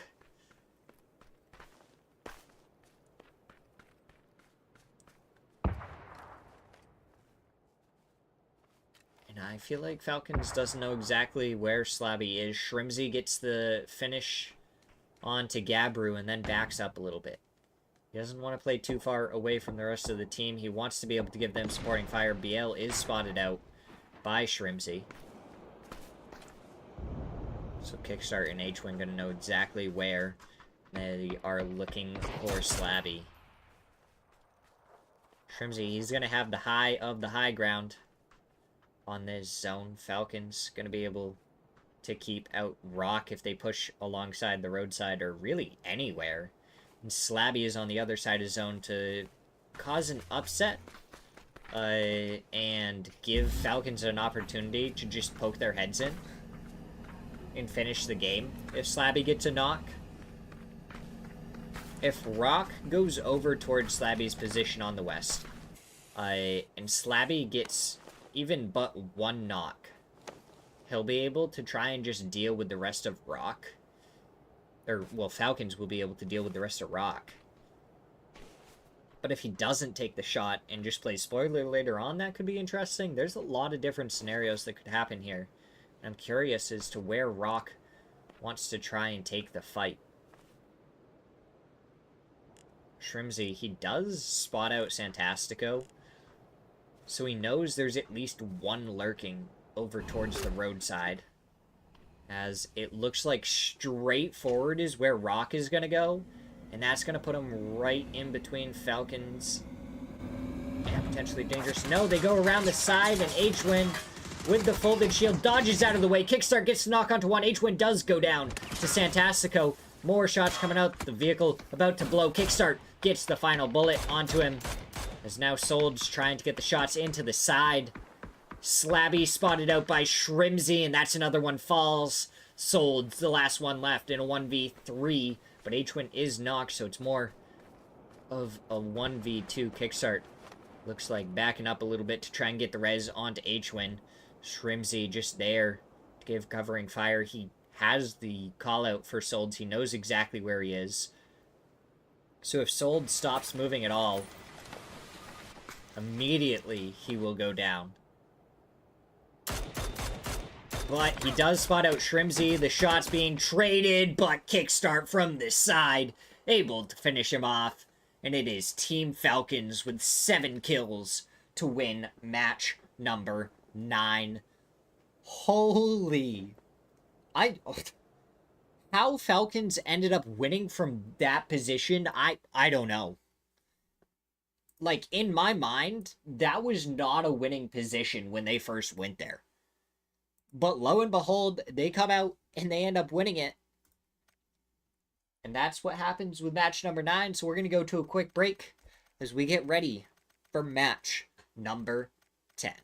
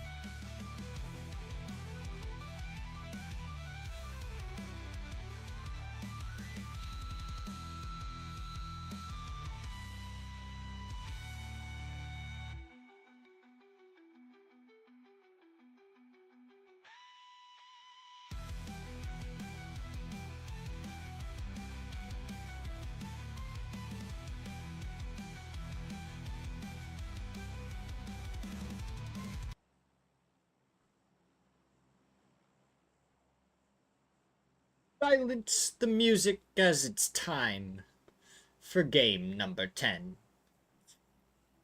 And we'll see, will the Falcon sub live up to the hype that Justin is portraying in chat? Will he indeed be able to match greater levels than Tiggleton himself? Is the sub greater? I don't know. If they win like 2 out of the next 3 matches, I think we have a fair reason to say that the sub is better. Yeah. Let's see. What are we at points wise? Rock has now solidified their first place spot with 101 points. Whereas Empire only has 86. And then you drop down to then Team Falcons in 4th place at 73, 55 following them at 69. And then you have AKA, who have been slowly tumbling down the order. Unfortunately for them. And it looks like Systematico is going to be fighting Mira over here early on. And it's going to be a full-on fight, so it's going to be a 2v4 right now between Mira and Systematico's. LFP1, he does have a Panzer to work with. My eyes, for some reason, are not enjoying the light. We're going to check these on. LFP1 gets the knock on Casa Grande for 1, but lost. Gets the knock and flush onto Haven. LFP1 takes down and Zera. He finds a second onto Loss, and now it's Ribeiro up against LFP1. Where is the rest of Mira? Both players at a similar health point. The nade gonna come forward. Gonna go a little bit too far. Ribeiro gonna hit the first aid to get healed up, and now Fakeson gonna be joining the fight, so it's gonna be a 2v1. As it looks like other places, you have potentially Dangerous and Team Liquid in the same compound together. LFP1 getting a flush onto 1 Fakeson. He has a Panzer. He's just running forward, trying to find Ribeiro. Goes for the Panzer after he saw the edge of his butt, and he's able to take him down. Looks like Glock is going to be able to retreat off of the spot that Team Liquid was coming for.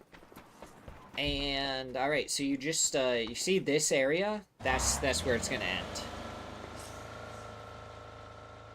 Unless it, like, hard pulls and we go to the other side of the water, that's where we're going to end, is just to the east. Not east. West of Market.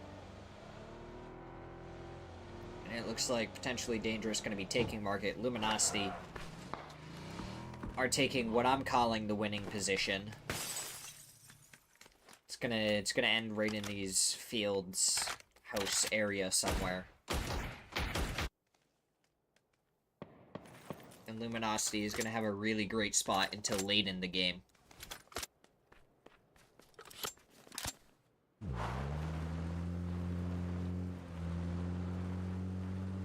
It's a very annoying knot in my shoulder. Oh.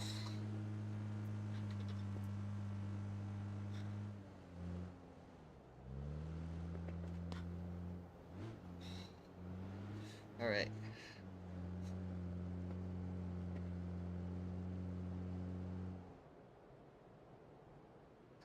A little bit of stretch. Make sure we stay awake for all the action that's to come.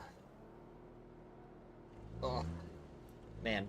Apparently I have not moved for these past, like, 3 or 4 matches, because every part of my body that was sore before has gotten super tight from just not moving at all. Absolutely ridiculous. And it looks like Team Liquid coming in to take a small piece of Terminal, the southern side. Just to have some presence over here, maybe get involved with any fights that may take off.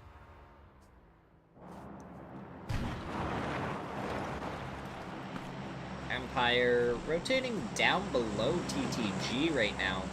Devil Vibes, he kind of just pulled up and stopped right here for a second. So I don't know if he ended up spotting anyone or not, but if he did, he's going to tell the rest of his team to find a different way into zone. As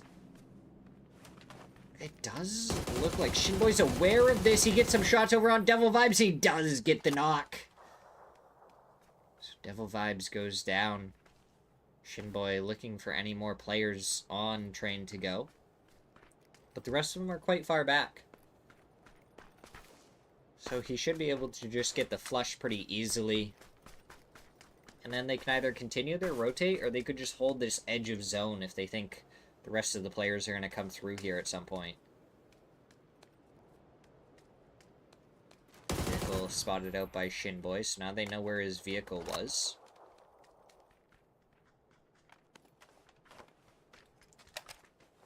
So it kind of seemed like both teams were aware that the other teams were there. But then I don't think Devil Vibes was actually aware of them, based on how he was moving.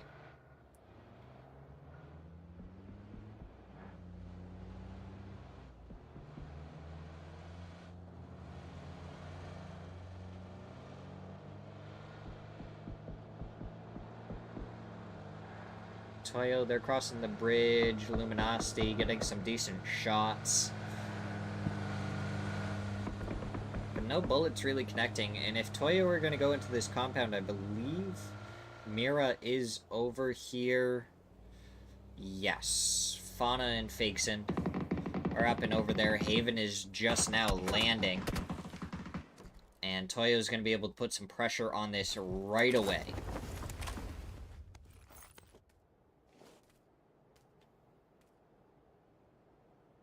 LFP1 does spot out Capitan, trying to go for some shots now as Capitan takes shots over towards Fauna. Does a little bit of damage. Does hit a headshot, and Fauna, he has a beautiful Panzer if Toyo decide to press this matter any further. And it looks like everyone is gunning for the southern side of the river. So if this hard pulls north, just mass mayhem will break out. No one will be safe. There's not gonna be an easy rotate anywhere. And it's just gonna get ridiculously congested.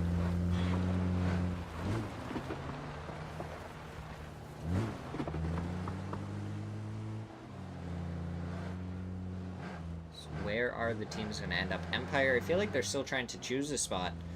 But there's so many teams everywhere.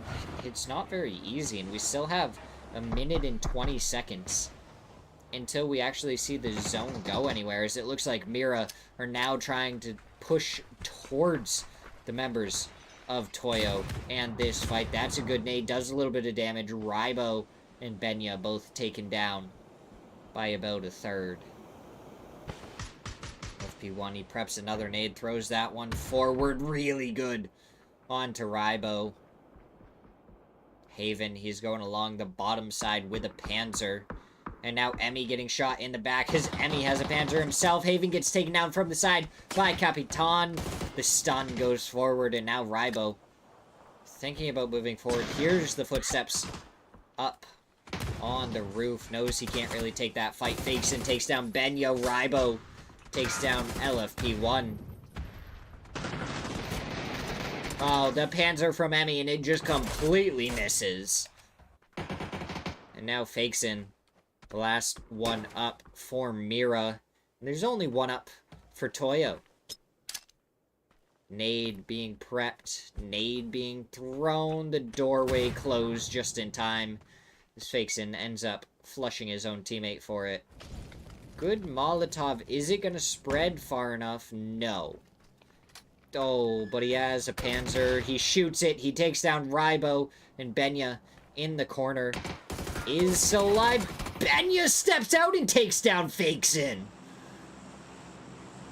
Able to clutch it up for his team. Should be able to get the res onto his teammate and be back up as a two-man, and then they'll have to worry about maybe trying to find a res station, but there's not going to be very many that are actually going to be usable in the zone without getting shot at by another team, as Shinboy Gets a little bit too close to the compound, and Solds gets a lot of damage onto him. Bestia trying to follow directly behind Empire.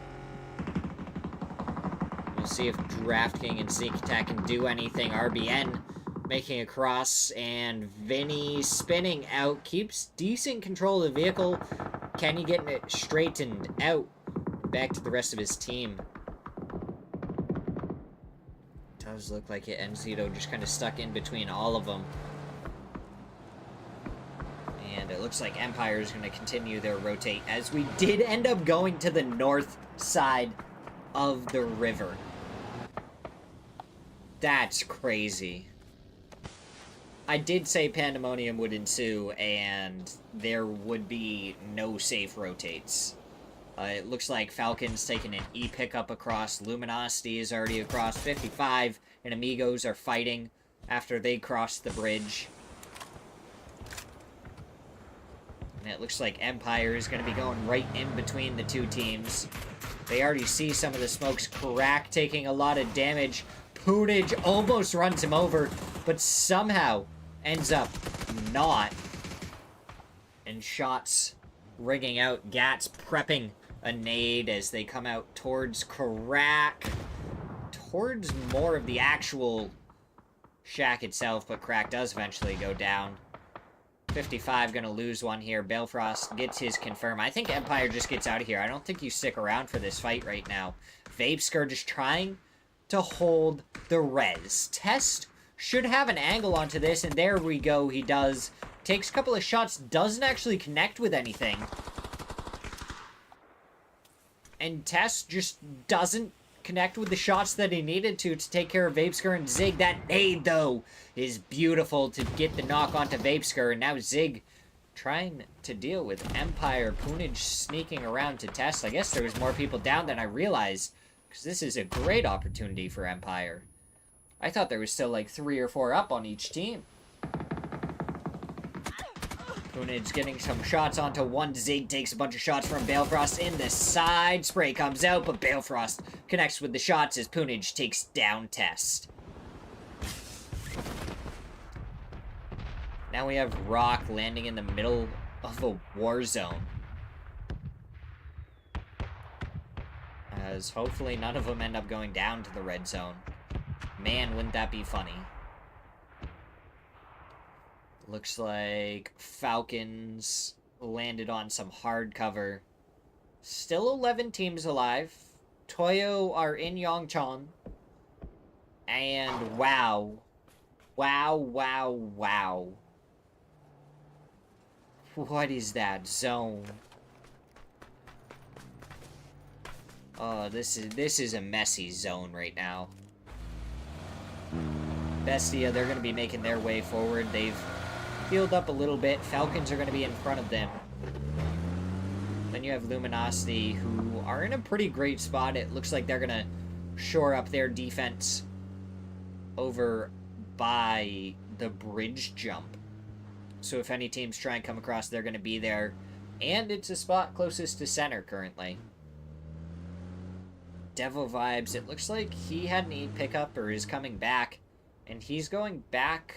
No, he's going to the supply drops, which is a pretty decent spot. Potentially dangerous. They lose one to Elements as Toyo is coming in. And Maya gets taken down by Tavon, the only one not inside the Birdum currently, which is still super high in health points. So now Slabby gets dropped off. Gabriel moving forward. Might just try and run right through the smoke. Maybe get a flush or, well, now a re-knock onto Maya. They know a player got away from there, though, so Gabriel is making his way somewhere else. And now Toyo is getting involved as Luke 12 also got a knock onto Slabby behind Benya. Gets the knock and flush onto Maya. So Toyo up to 4 kills.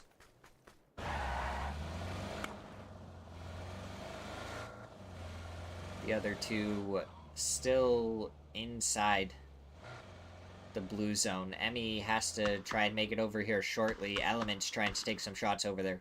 The fact that TTG and Team Liquid are still in this game on the other side of the bridge is crazy. Luminosity trying to get some shots over towards Rock as Sold hits the ground to try and survive.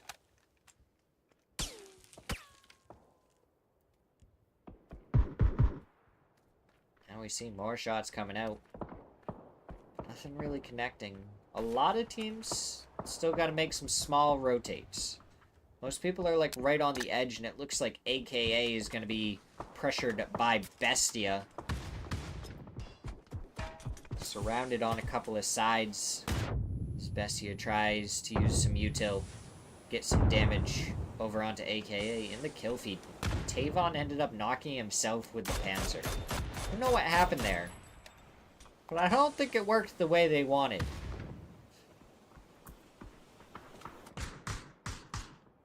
Nanu and Gladiator almost gonna knock. And Panzer comes out and does a lot, but Disney gets the trade with the nade, bouncing it right off of Enzito's chest. Nanu is already downed as well, so now Gladiator and Dan, the last two that remain.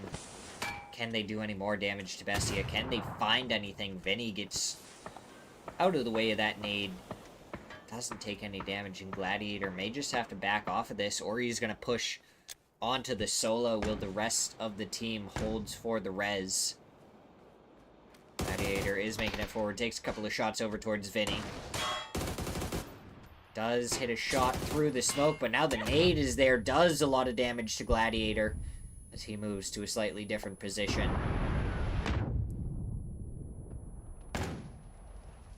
And the cars are there to give him cover. He gets the knock onto Vinny, ducks out of the way before DraftKing can get any shots onto him. And pops up the folded shield, more shots going out. And DraftKing gets the knock onto Gladiator. Dan trying to make his way forward, throws the nades. They're not going far enough, though. They need to go just a little bit farther, have the impact that Dan wants. And Zito coming over here to try and get the flush onto Gladiator. Or he's maybe looking for where Dan actually is as DraftKing gets the flush.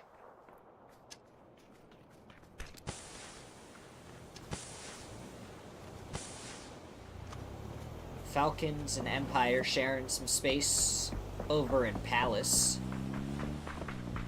As Dan has spotted out some of the members of Toyo, and Dan takes down Enzito, gets the flush as well. And the rest of Bestia making a move. Dan takes down one, trying to get the flushes onto the members of Bestia. Throws a molly right into the other building. Does he get the other member? No. Looks like DraftKing actually outside of it on the backside. I thought he was inside. I thought that was a beautiful molly there by Dan. This DraftKing now moves forward, just tries to deal with him, and he does deal with Dan before he goes down. That's 2 points there. The kill and the placement point. Devil Vibes gets the kill onto Alo with the Bolty.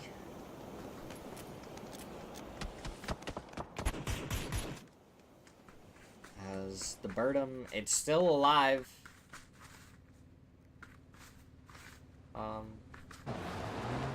Hearing footsteps, but Team Liquid definitely didn't have any people on their feet, so now we hear the shots coming out from TTG, who have a Birdum of their own. And they're just trying to get as much damage onto the Team Liquid Birdum as possible. As Cater and Adit make their way forward with the Birdum. A measly 6 kilometers an hour up the hillside. The sub for Falcons gets the flush onto Poonage.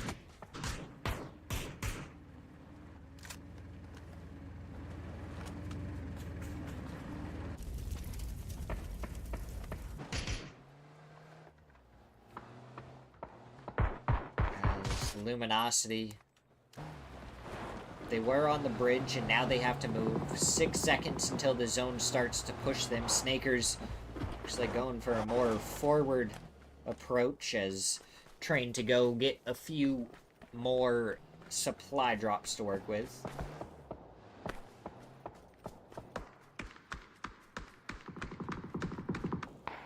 Falcons on the edge of Palace, still in a decent spot. Empire kind of leaving Palace a little bit as Luminosity make their way forward. Flood gets the knock onto Capitan. That nade almost flushes out Capitan.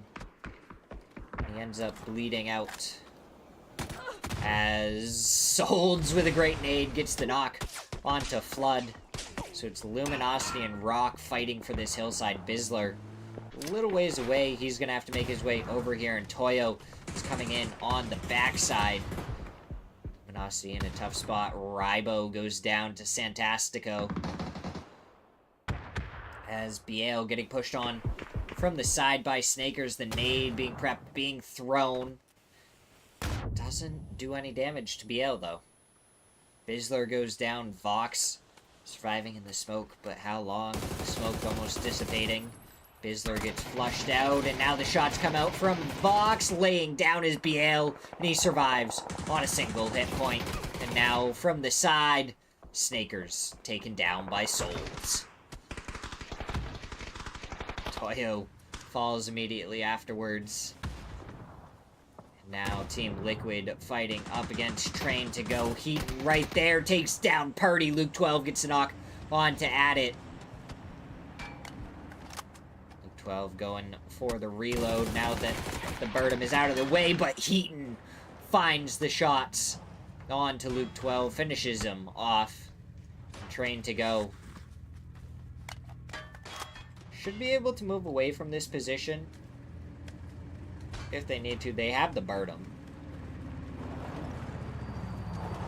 so it's not really too big of a problem. They just have to worry about getting the res and then moving forward. Solds, you don't have any bullets or any smoke gun pellets left. So Rock is going to be on the north side. We have 4 teams remaining. Train to Go, Falcons, Rock, and Empire. So Empire have kind of rotated out of Palace and along the hillside. But then you still have Falcons inside of Palace. They just have to deal with Shinboy. And then Empire is going to be down to a 2-man. Rock is going to be on the northern side. And then you have Train to Go over on the eastern side. Empire has been coming up big, Justin. Like, the addition of Gats to that roster apparently was exactly what they needed. Because, my goodness, have they played superb since he's joined.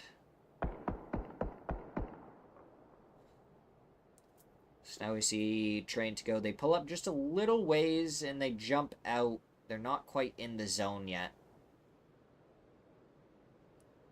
The question is, who pushes, who stays in it, and Trimsy finds Shinboy. So now it's just Gats and Balefrost over here. They know where the Birdum is. They spotted out Devil Vibes, so they know that a couple of people were dropped off, and now the Birdum gonna have to move around as Rock finding some shots, and they find the knock onto Devil Vibes, who I think is a lost cause. You have to give up on Devil Vibes there. And at it, taking the shots towards Gats, but Gats gets the knock, and Balefrost has made his way forward, almost has the flush, now he does. And Train to Go, they just gotta get out of there. Find a different spot, and there goes the Birdum. Probably because of the links from Solds, who finds the knock onto Heaton, and Cater is losing the vehicle. He tries to hit the deck. He survived for a little while before getting found by Santastico. 3 teams remain, and Balefrost already taken down. So Empire down to just Gats. Then you have Falcons and Rock, both up as a 4-man. Yeah, Gats, make sure you don't clonk yourself with the emergency cover. Kickstart did spot him out for a second.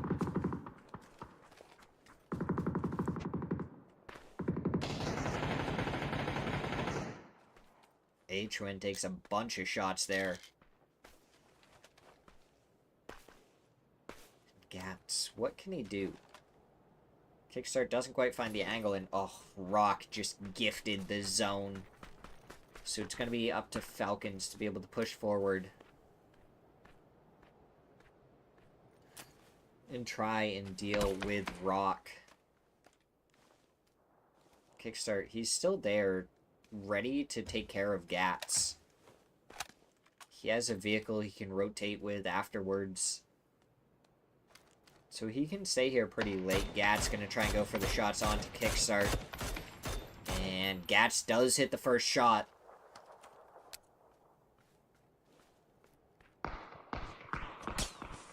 Gats preps a smoke to go forward. Demigod, we're 99.99% sure it's Gunner.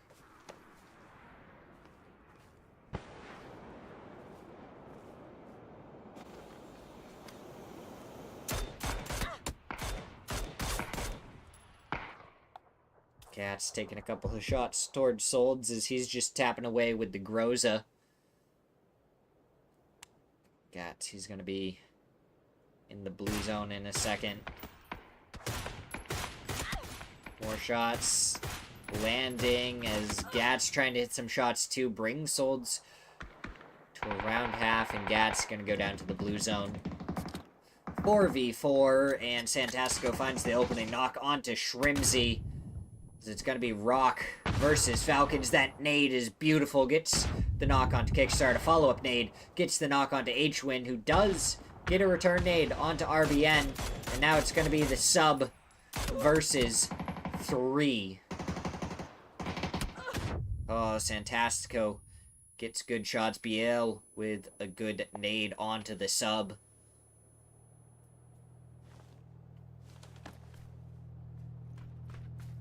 Now we see the sub try and rotate a different way. Tries to not get pinned down in the corner. Sold should be able to hear his footsteps. Oh, he swapped to the 3X. He swaps to the Mini. You gotta swap right back to that AUG. Oh, and he does. Solds is right there, though, and Solds finds the shots with the Groza. On to Gunner, and Rock win another match, this time with 14 kills. And, I mean, even if you deny their Fatal, I think Rock is so far ahead that with only 2 matches, I don't know if you're really catching up to him anyways. Like, they deny that's 23 points for them anyways, and they'd be up to 124. Rock is just dominating today, so we're going to go to a quick break as we get ready for the penultimate match of the day. So we got 2 more left, both on the beautiful, wonderful Erangel. We'll have to see what it provides us as we get ready for match number 11.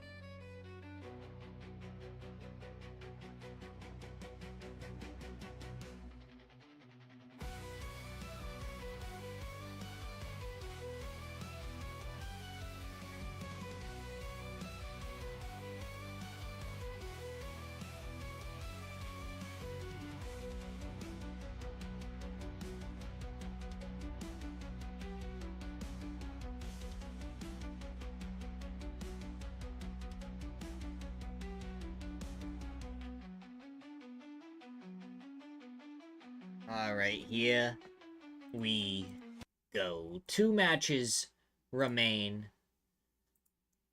Our leaderboard is looking... Well, it's getting closer at the top. Besides Rock just pulling away with 125 points. Empire has 97 in second place, with Team Liquid with 90 in third place. Team Falcons have crawled their way up the leaderboard from 8th place up to 4th, and they are in possession of 81 points. So just 2 good games, really, and they can make it to the 100-point mark easy, and they should be able to fight for one of those top 3 spots. Down a little bit further is 55 Esports, who would probably need a couple of really good matches to be able to make it anywhere. Potentially Dangerous with 65 points in 6th, also known as with 64 points in 7th, followed up by Luminosity in 8th place with 55 points. Looking at the relegation area, I'd say it's really between 4 teams right now. Train to Go, Element, Systematicos, and Amigos, who have... Well, Train to Go and Elements are tied at 29 points apiece, but Train to Go is above them because of placement points. And then you have Systematicos and Amigos that are at 24 and then 20. And we start with a Millie Base Island. We had one of these yesterday, and now we get another one today.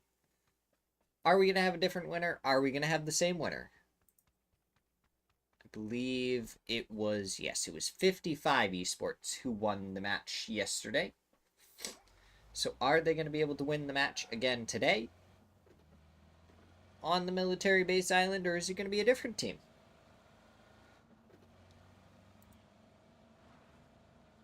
Curious to know.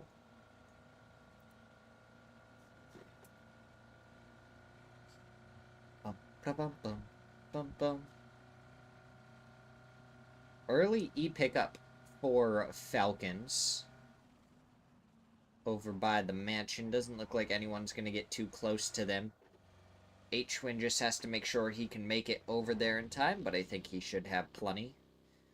Train to Go, they're already on the military base island, so if they can set themselves up in a good spot, they can get some good points here and confirm themselves to stay in Division 1 going into next week.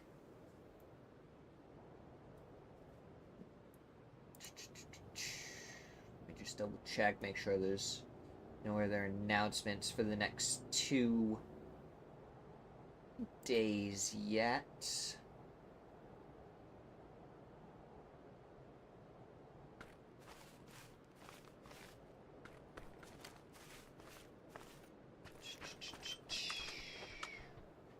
Not seeing anything.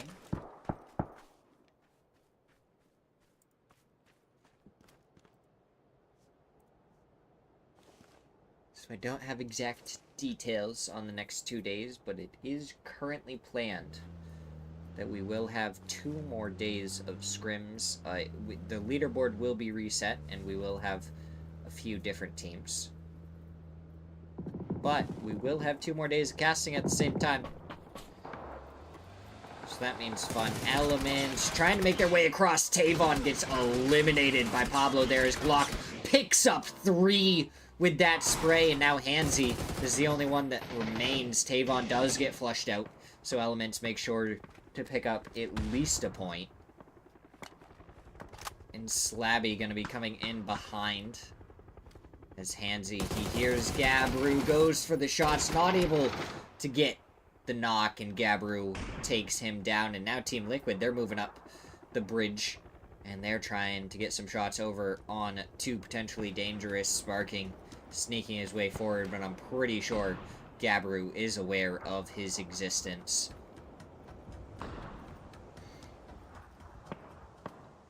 Glock in the smokes. That nade, oh, could get dangerous. Purdy pushing forward with an M249. Sparking has a barrel and an EMT kit, and he is pushing forward the hardest out of all his teammates.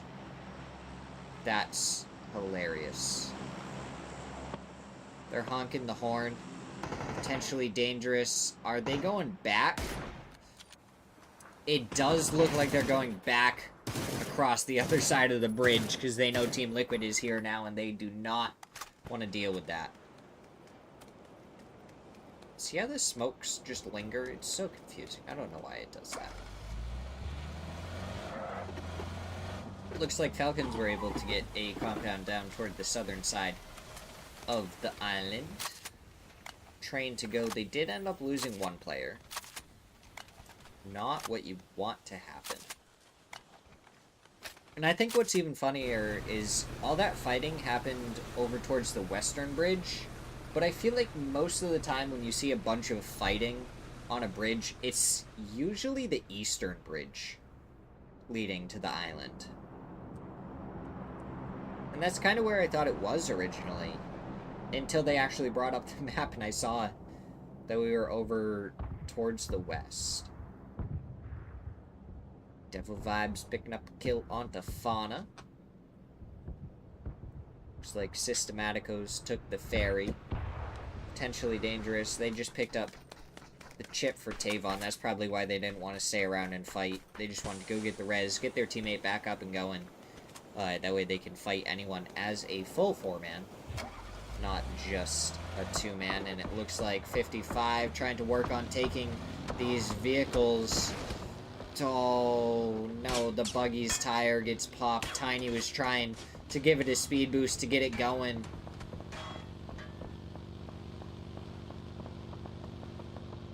Oh, Tiny takes a shot. Sam Crow takes another. Both of them just a bullet away from death. And Sam Crow does end up spinning out, but he should be in a spot where he's able to LOS the other team.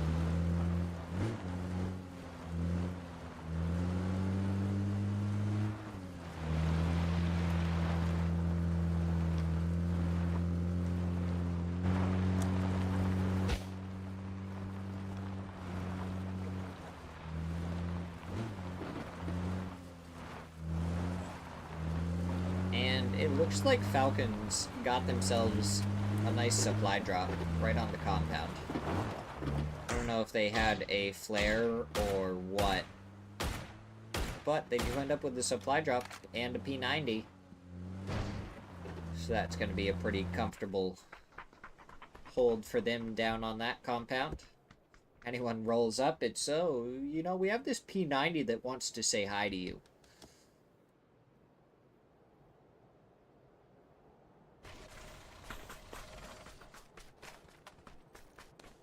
.55 on the southwestern side. It looks like they're kind of making their way around the edges. No one's gone up on top of the mountain, I will say. That surprises me a little bit. Then we have a few teams still that need to make their rotate. Empire, Luminosity, Amigos, and Toyo. All teams that have to still make it to the zone. As great shot there from Vinny onto Alo. Spots him out early on, gets a good bullet right into his chest.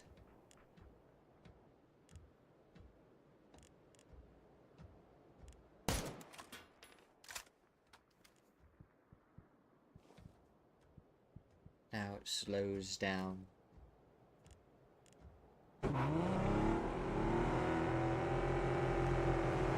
Empire, they're making their way across. Dan is taking a couple of shots, and Empire goes to the left, but that's where the rest of AKA is.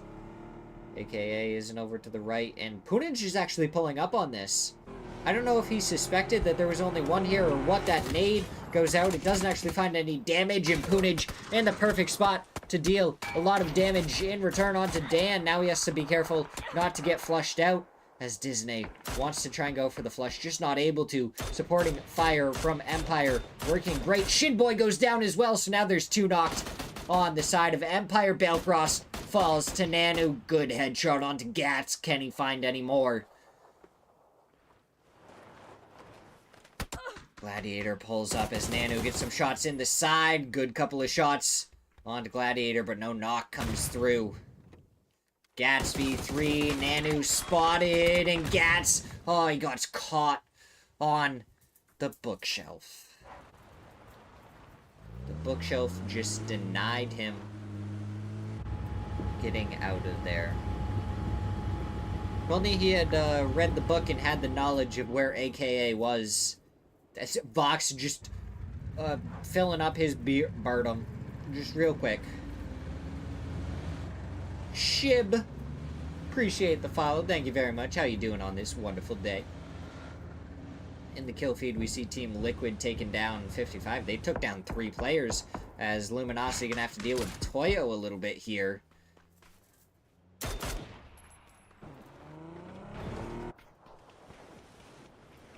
So we have 3 players on this side, and it looks like Vox is turning around in the Bertum to be able to deal with Toyo.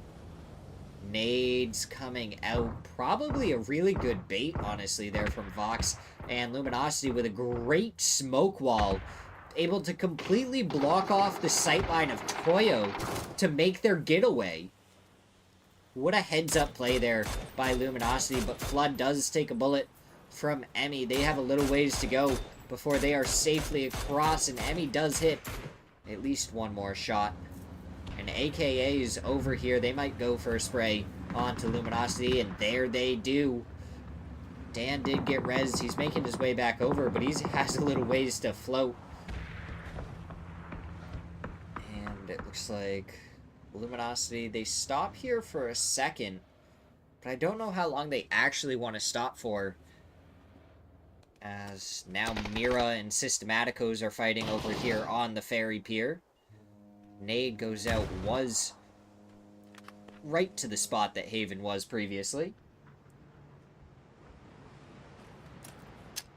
Thank you, Duca, for responding to him for me.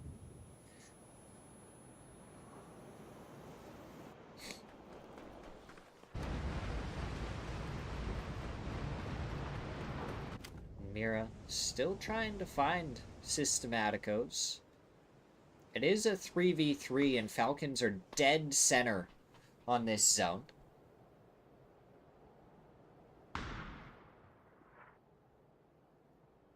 So we'll have to see. Haven, good shots onto Anzira, but only a couple of bullets actually connect. Now the nades go out, and just no damage done, because he's inside the container. If he was in that corner where they naded for, he was done for. Those were beautiful nades. He would have been demolished, but no. It's not what happened. Lost inside one of the ships.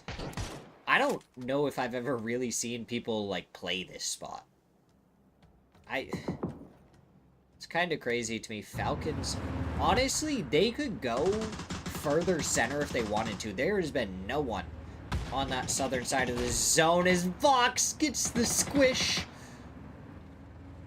with the Bertum, and now he's going after Solds. He tries to cut it, and Flood, as he steps out from the tree cover, because Vox put the pressure on him, gets taken down. Santastico, the last one left. How infuriating must it be to die because you're going up against a Bertum? And now Zig from behind finishes him off. Gabru, it looks like, gets a flush onto Sparking. So Team Liquid going to be down to 3 players.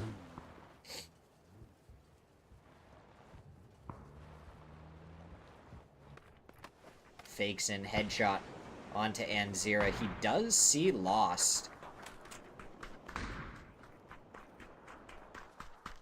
Ribeiro, the only unknown factor as Mira makes their way forward. Lost has switched positions, but the shots! And Haven gets the knock. Ribeiro, the last player remaining.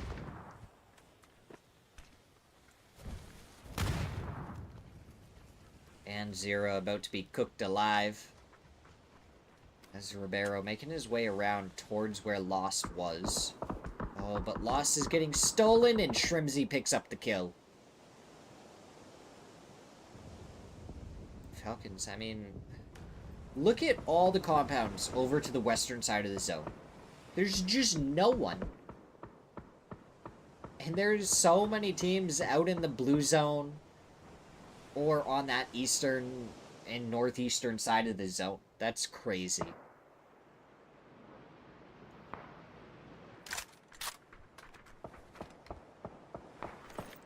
Like, Nanu and Karak are still fighting over by the western bridge. Luminosity are making their way in now that they've taken care of Rock. Vox is just headlining it with the Bertum because he can't get shot out of it until someone pulls up with a Lynx and just one-taps him in the head. Gosh, wouldn't that be hilarious? I just realized how much more important the Lynx became with the Bertum in play.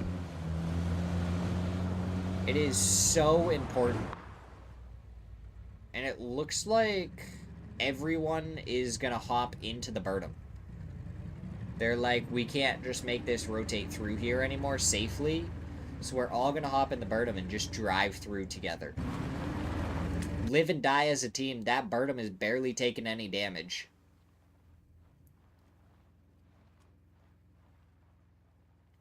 Silent coasting in.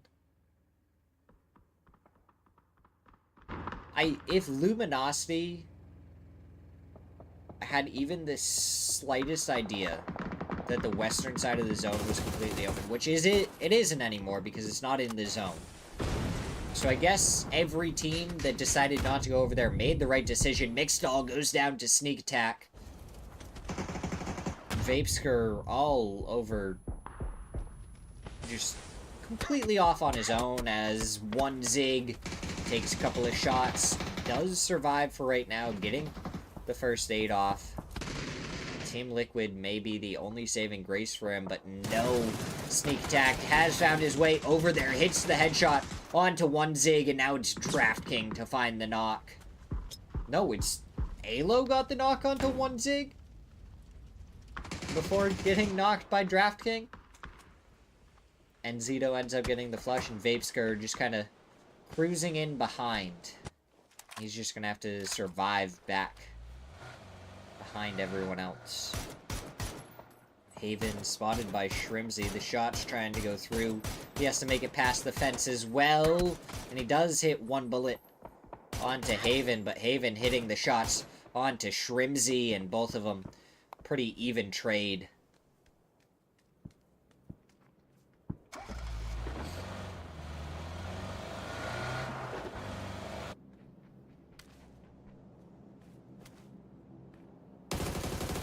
Oh, Ribeiro from behind trying to go for the spray. Oh, the last bullets connecting onto Haven's head. Otherwise, he would not have been able to get the kill. Oh, LFP1 is snuck right up on Shrimzy, and down he goes. The flush already coming out. Kickstart able to save him. Now he just has to hop out and go for the res. Fakeson still back in the blue. The flush gonna come out before Kickstart goes for the res. Falcon's still alive as a 4-man. Team Liquid as a 3 on the eastern part of the zone. You have potentially dangerous towards the western corner of the military base. And we still have 8 teams alive. Luminosity right in the center right now. Vapeskar just laying down with Bestia on the other side. Fakeson goes down to the sub for Falcons.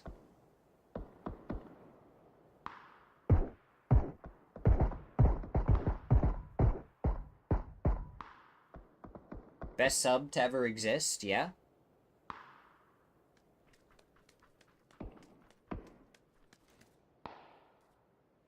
I think it's pretty clear that it's the best sub to ever exist. Ooh, Toyo, Bestia. Probably going to be fighting here in just a second. Emmy in the dip inside of zone. Benya and the other two are going to have to make their way in, and Bestia are probably going to be right alongside. Sneak attack is in on the edge of the zone right near the K. Team Liquid are going to have to make their move in a second. So they hop in their vehicles and get ready. Vapeskar still just laying down here. This is Draft King hopping in the vehicle and moving his way forward. They found a spot in zone, but again, Toyo is right there. So shots going to be coming through from Bestia on to Toyo. Capitan and Rybo find a spot right next to the balls. And Glock gets a knock onto one. Benya the knock onto another. Vapeskar, when does he move? What does he see when he does? Oh, he goes for a shot and he takes down Enzito. The snake in the back. Vapeskar preps the nade, throws it forward.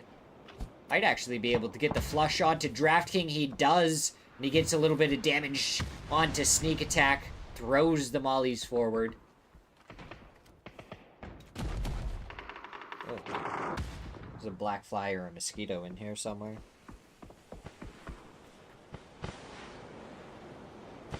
This is why I like wintertime more, because there's no bugs. I just don't like when I have to drive in the middle of a snowstorm. Because that happens more often than I would like. Vapeskar spotted on the edge. Benya, double headshot. Down he goes. Sneak attack. Still further forward. The Molotov doesn't land on him, but the nades do. He does throw a nade forward of his own. Oh, it doesn't look like it's going to find anything.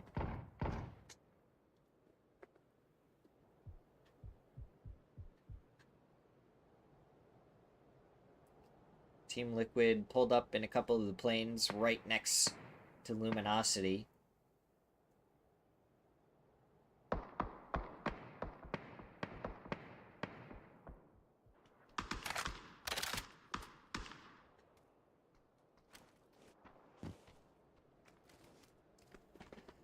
So, Luminosity and Liquid in some pretty good spots there. Potentially dangerous pulling up alongside.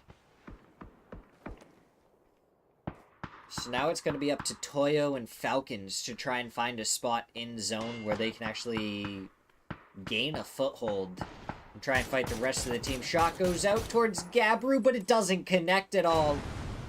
Rybo, if he had found a couple of shots there, they may have found their way fighting through potentially dangerous for that side of the zone. Falcons, they have some hard cover across the street that they can pull up to.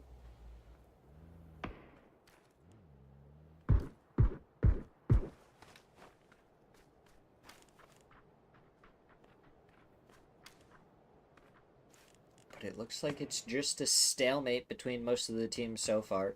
Falcons might even, I don't know how many vehicles they have, but they can kind of go for a 2-2 split. Because they can send some people closer over towards Team Liquid as well. I believe there's a little bit more cover that they can use.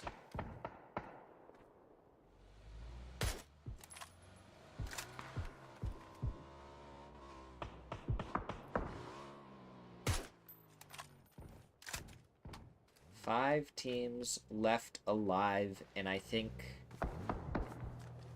4 of them have all 4 players up. Team Liquid is the only team with only 3 left alive right now. Benya trying to crawl his way forward. Benya's going to go down here as well. So we're going to have another team down to 3. The rest of Toyo, they're not in the zone yet, so they have to try and get a knock or push something.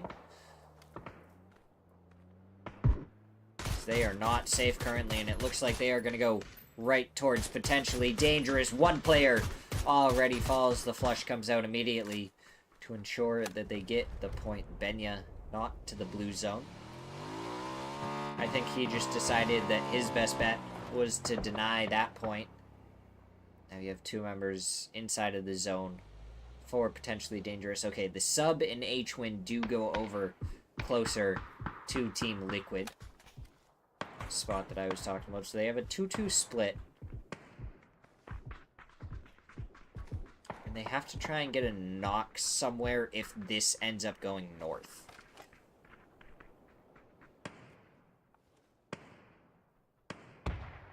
Where does this zone go? This could really impact how this ends. If this goes down to the south, Falcons have a prime spot to win. If it goes up to the north, then Falcons are going to have some difficulty, and they are going to have some difficulty. Luminosity going to be looking great. They took this spot early, and it's really paying off for them. Capitan and Emmy did find a spot at least inside the zone for right now.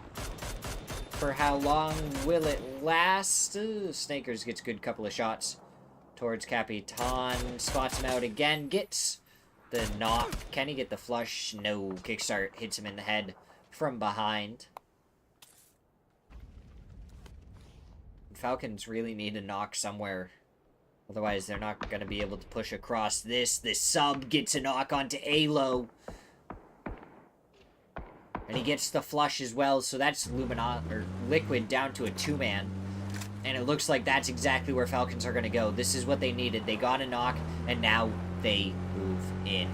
Purdy spotted out. Shots going out. M249 in his hands, so he can do some damage. Falcons are going to be able to lay down, potentially dangerous in a spot to cause some trouble. The sub taken down so low. He has the P90 in his hands. Nades going out towards Luke 12, not connecting with anything yet. As now it's just all going to be about surviving the onslaught of util for Falcons. Forward they go. Flood gets the knock onto Purdy, so Team Liquid going to be down to just a solo. And if they can take care of Luke 12, then they're going to have something to work with in front of them. The sub doesn't spot him out, does get a couple of shots. And now it's going to be H-Win to throw the Molotov forward. Doesn't find any damage, does go down to Luke 12 before Kickstart is able to hit the headshot to finish him off. Vox moved forward in the Birdum. Shots coming through from Tavon as Bizzler ends up getting the blown up vehicle onto Tavon. And Vox just finishes him off by running him over. Falcons need to try and get the res onto their two players. As Vox runs over Gabru as well. Vox is just going around running over so many different players. Vox in that Birdum is just scary to think about. Slabby now on the other side of the fence. Gonna quickly get taken down by Snakers. So now it is currently a 3v3 with both teams getting a res onto one of their players. Vox still has about half health left on the Birdum. And, I mean, this right here is just a classic TDM match.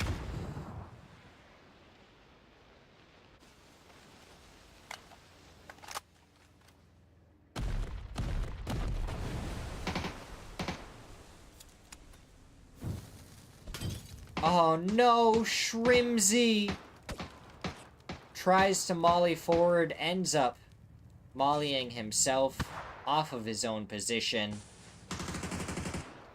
Unfortunate misplay there, and he only has 3 bandages to work with. If anyone knows this TDM map or remembers this TDM map when it was played all the time, Luminosity is definitely in the better position, but the emergency cover gives Falcons a little bit to work with. And now Vox moving forward with the Birdum, trying to make sure no one is as far forward as they are, and he just has to back off as the sub takes a headshot from Flood. Nade trying to go underneath. Doesn't go quite far enough, and the smoke's getting prepped by Falcons. H-Win takes a couple of shots there from Snakers, who has probably the best spot in this zone right now. Bizzler also has a fantastic one.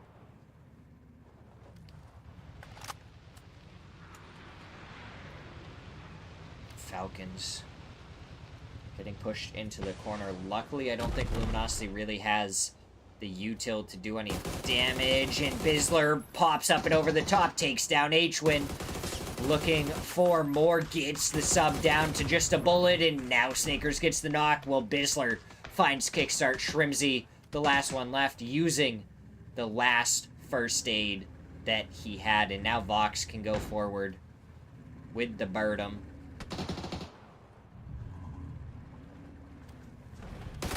Shrimsy dodging around the Birdum. As Vox tries to find him, and there we go. Luminosity wins match number 11. 12 kills in the bag. They got center early, and they held on to it for a long time. Falcons in second place with 6 kills. And now we're going to go to a quick break as we get ready for the last match of this set of games. And then we'll have more that's technically going to be called week 3 tomorrow. Little weird, but it is what it is. It means we get to watch more action. So we're going to go to a quick break as we get ready for the final match of today.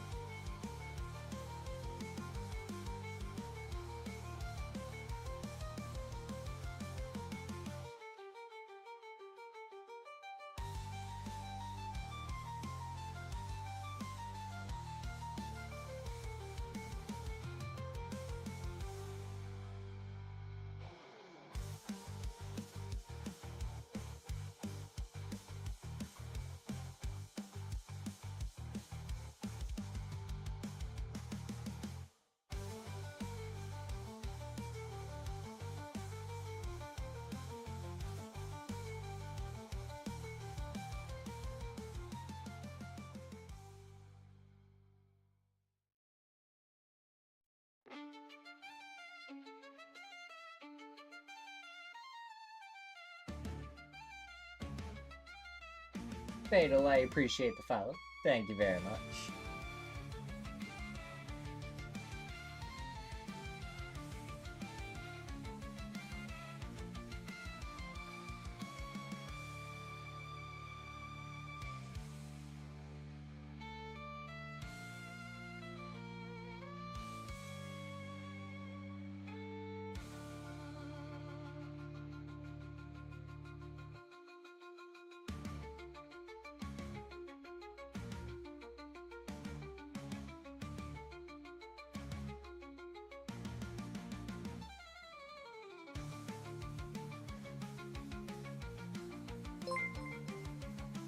Oh, there's the ding. It just took us a second. Why is my... I don't know why my twire disappeared.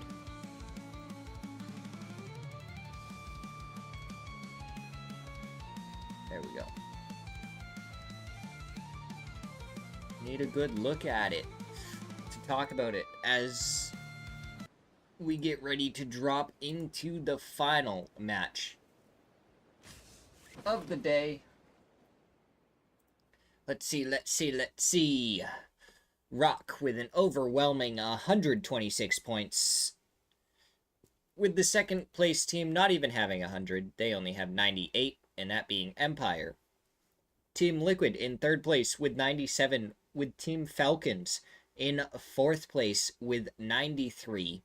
So second through fourth is going to be a highly contested area.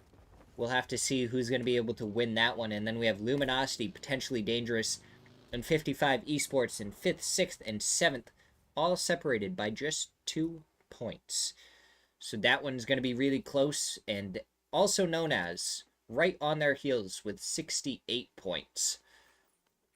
And then you have a little ways down Bestia, kind of in no man's land. But they are safe. Toyo with 47 points should be pretty safe. Mira is at 42 points in 11th place. And again, should be relatively safe. Would you believe that Train to Go and Elements both got 4 points in the last match? So they're both going to be on 30 points apiece, fighting to stay out of relegation, with Amigos right behind them with 26 points, and Systematicos at 25. So it looks like our cutoff, if any of those teams gets about 4 or 5 points again, this match is going to be right around 35 points. And Train to Go and Elements are currently at 30. And this is the exact opposite of the last circle. We went to Millie Base, and now we're going all the way up to Severny, which is going to be a different circle than we've had so far in all of our Erangel matches, so that's good. We get to see something a little bit different. Bunk Shoes! Hello, hello. How are you doing? Oh, yes. Fatal. Absolutely. I'm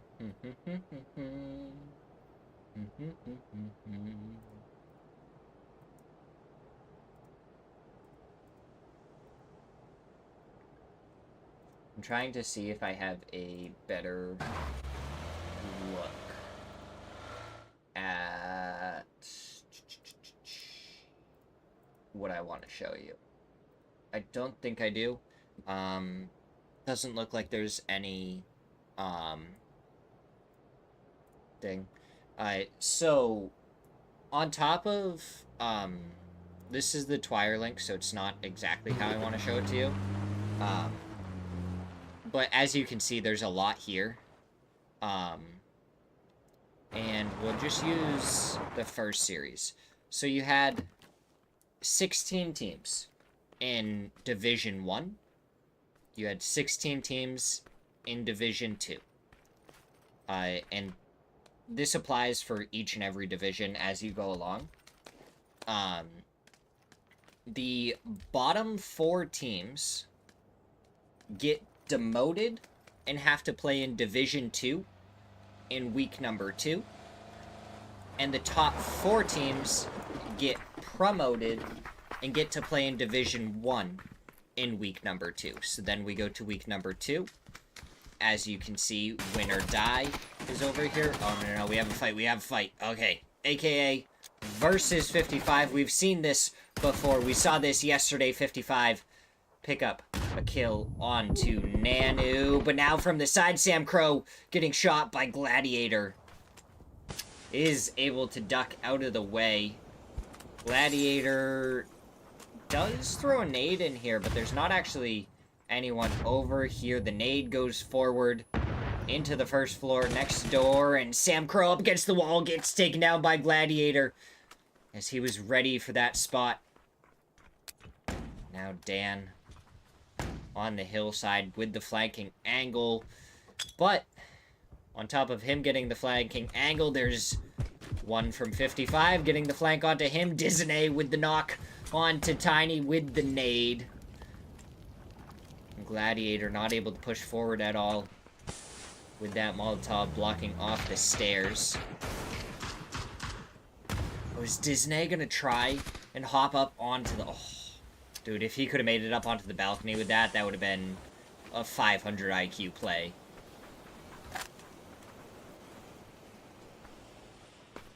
Alright, so it looks like Test is gonna try and get the res back onto Tiny. Oh, the C4 from Dan. And he preps a nade. The nade goes out, doesn't find anything. I think prepped for a little bit too long. Gladiator gets taken down trying to make the cross. Tiny gets traded by Disney. Tiny finally goes down. Is now Karak trying to make his crash onto the compound. Dan trying to find the shots. Not able to. Test is over there. He finds one. He finds a second. And 55 able to take down the players from AKA. That is a really big moth. Okay.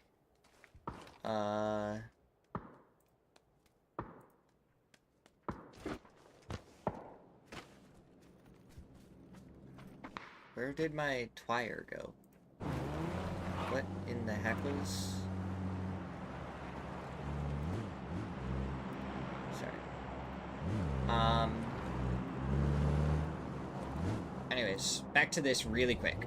So then those top 4 teams ended up in here. And it repeats, where the bottom 4 drop down, the top 4, get promoted for 4 weeks. And you get points based off of that. One sec, let me go right here. So you get points based off of your ranking. In week 1, Falcons got first place. So they got 300 points. As FCZ takes down and Zito as Vinny gets the trade.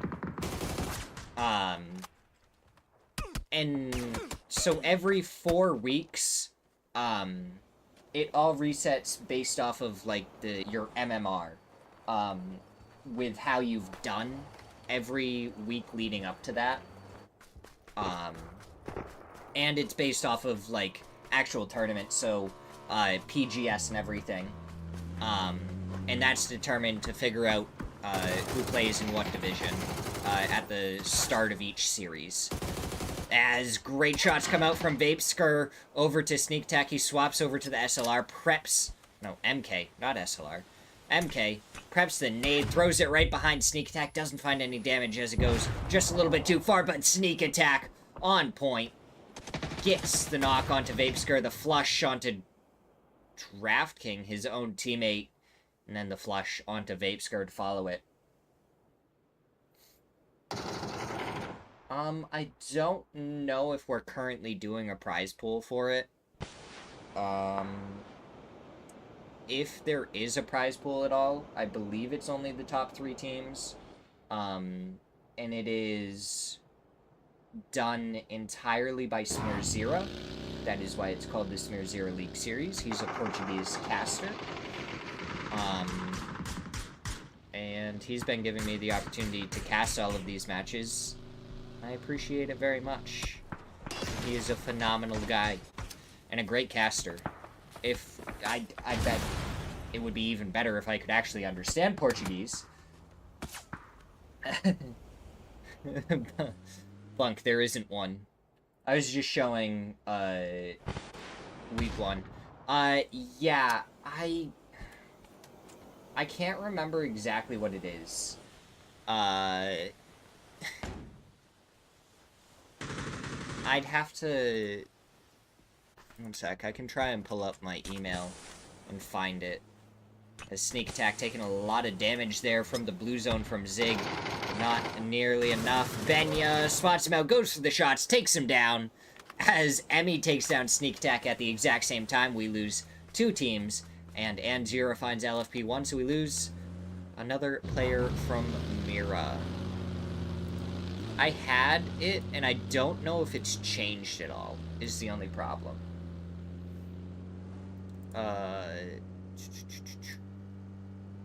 It's not that hard to find.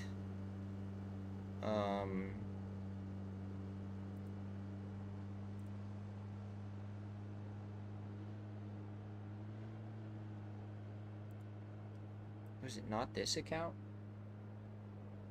Okay, maybe I can't find it really quick. Never mind. You're right. Yeah, I think the top 3 teams all get, a prize. I just can't remember exactly what it is. But, I mean, it's a weekly prize, of somewhere around, I want to say $100 to $150. Hi, kitty. Did you want some attention?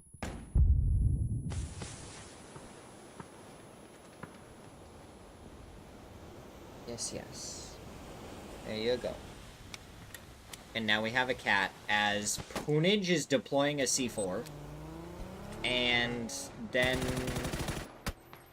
What? Punij, I have to wonder what the idea was with that C4.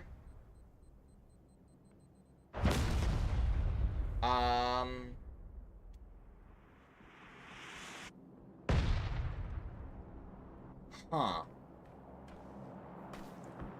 Huh.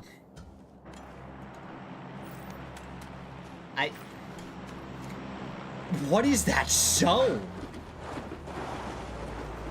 What? That's atrocious. So anyways, Luminosity is gonna pull right back up to this now that they got the res. And Punij has C4'd himself. Snakers gets the knock with that nade onto Gats. Another nade goes through the window. Should be onto Shinboy. Doesn't get the knock. One more nade being prepped through the window. It goes. Does that get the nade? Yes, it does. And now Balefrost, the last one left. And he's dipping, ducking, dodging, but Vox able to hit the headshot, and Empire goes down. And that may be their hopes gone for second place. After a turnaround week for them, picking up and playing with Gats, that's a kind of disappointing end to it, honestly. With how great they were playing, I'm sad that they end their run in this stint that way.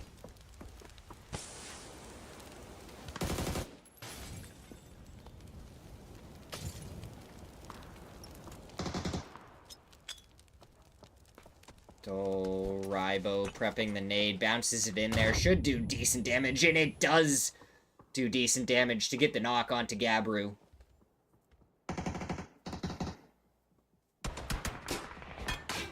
Oh, the sub for Falcons just barely getting out of the gas station in time. Tavon prepping the nade, throwing it, gets stunned, but he does close the door to stop them for a little while. So now he's gonna prep a stun? No, he doesn't. He preps a nade to go outside, and now he starts running forward. He closes the door to the bathroom, and Emmy is still able to win the fight against him. And what? So, I mean, this is what, 50% water, 50% land? I don't even know. We'll have to see how it turns out. Team Liquid, I don't know why they're going out here. It's not in the zone. That confuses me a little bit. Maybe there's just not really anything else for them to play. Train to go, have the edge of Severny. Falcons are still kind of centered as, 55 are running each other over. Sam Crow gets taken down by Vox. Headshot. With a bolty.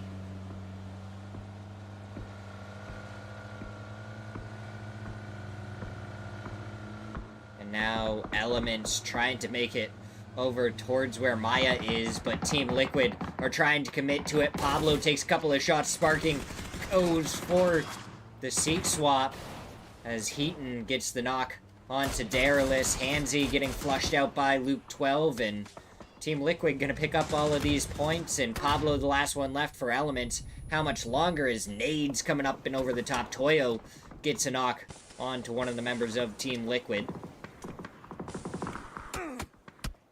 And 2 down for Team Liquid currently. Purdy and Luke 12, the 2 that remain. Train to go. They're making their way over here. Attic gets the knock on to Luke 12 with the nade. Heaton spotted out, and he takes down Purdy.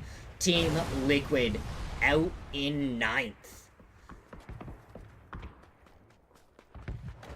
So now, Falcons have a real shot at getting 2nd place here all of a sudden.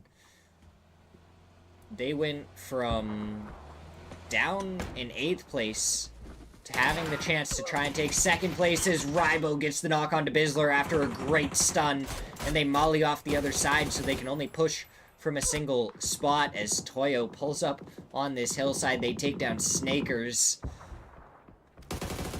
Now it's just one player left over here. Flood, he gets knocked, and Vox, the last that remains for Luminosity, over at the compound.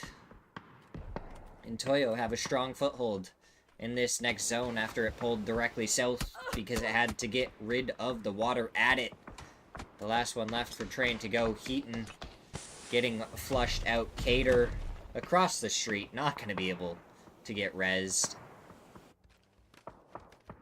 And Vox with the bolty. I don't know if he'll be able to really do anything. Added is actually going to be able to get the res onto Heaton. I did not think that was going to be able to come out, so they're going to get back up to a 2-man, which is definitely going to be better than before. Probably going to have to deal with a push from Systematicos. Mira a little bit further to the north. Falcons have a pretty centralized spot alongside Rock. Luminosity only have 1 player left, and then you have Toyo on the southern side. Obviously, the north is completely empty because it's just a barren beach side. But you also have the gas station that no one is at currently. Solds is just waiting over at the res station, maybe trying to make sure that nobody can get the res. And now shots coming out from Mira. Fauna only finds a couple onto Casa Grande. What a peek! What a shot to get the knock.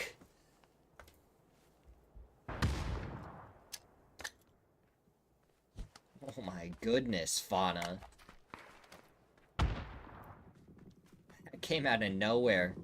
Now Fakeson going up the top of the 3-sec to try and find an angle, and it looks like a Benya with a C4 play attempted. He does get the kill onto Vox, will take himself out. Another C4 play. We don't hate to see them. They're pretty entertaining. And Fakeson with an has spotted out Lost, and he takes off his head. No room for debate there. Guaranteed knock with a headshot from the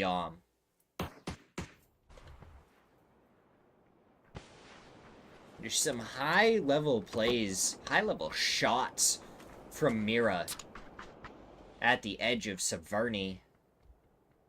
But they haven't really been able to push forward at all. Train to go ready for a push, waiting for someone to push. Falcons in a very infamous spot as Facing gets the knock onto Casagrande. Heaton gets the knock with a blue zone nade onto Anzira. And now Rybo gets a knock onto Lost. So 3 different teams have gotten a knock onto Systematicos. Lost and Casagrande both bleeding out incredibly fast inside the blue zone.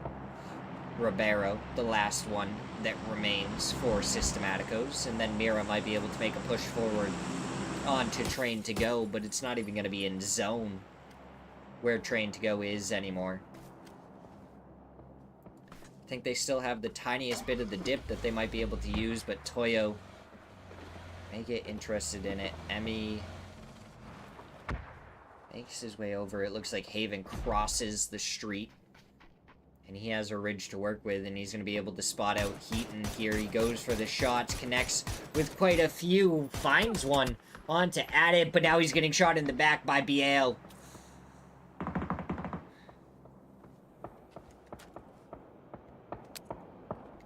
Nade going out from Ribeiro. It makes it. No, it doesn't make it past the tree. I was going to say it did, but it gets blocked. That nade, if Adit hadn't gone down, would have been able to get the flush. And now Haven gonna get ready. He throws the nade forward towards Heaton. It rolls, but it's cooked for just a little bit too long. Ribeiro still alive. Still has to make his move across. Surely he gets ready in just a second. He spots out Haven, goes for a couple of shots. Goes for the shots onto Fauna, but Fauna taps towards his head and is able to finish him off. 4 teams is what remains. Rock, Falcons, Toyo, and Mira.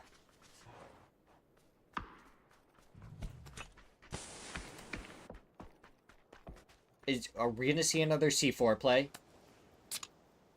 Is this a C4 play by Solds?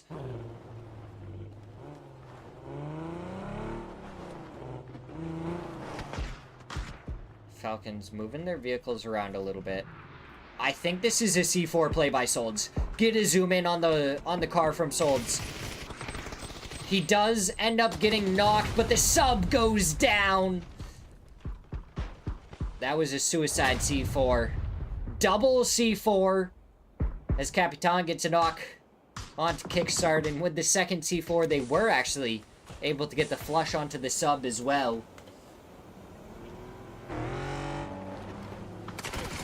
The shots come out. H-Win takes down Capitan as Emmy makes it onto the backside. Shrimsy trying to peek around. The Molotov comes out. It does land on Shrimsy. Gonna start to do quite a bit of damage as Shrimsy makes it out of here, but he gets blown up by the vehicle of his own destruction. As Fakesing gets the flush onto Rybo, H-Win finishes off Emmy.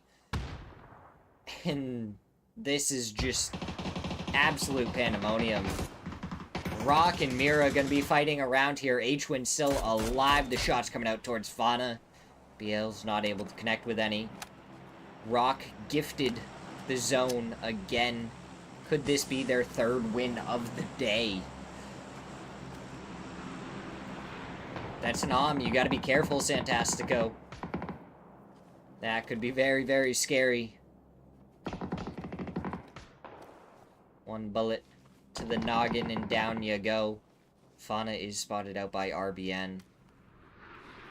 H-Win could still play a crucial factor in this match. Oh, RBN, he has so much info. H-Win gets a couple of shots. Now RBN, he does get the knock on to Haven. I thought Haven had the Molotov out. Oh my god, another half a second. And Haven would probably be flushed right now by RBN as well because of the self-knock by the Molotov. RBN making his way across is spotted out by Fakeson, who hits 1 bullet. Can he find the second? Tries to go for the shots. He has 8 bullets remaining. Plenty to work with the amount of players left. The res does come out onto Haven. H-Win still alive, trying to deal with Biel. The shots coming through, not able to find the last couple. Now he peeks. isn't able to get it to put the Molotov as Haven shoots him in the side. Now it's a straight 3v3 Rock versus Mira.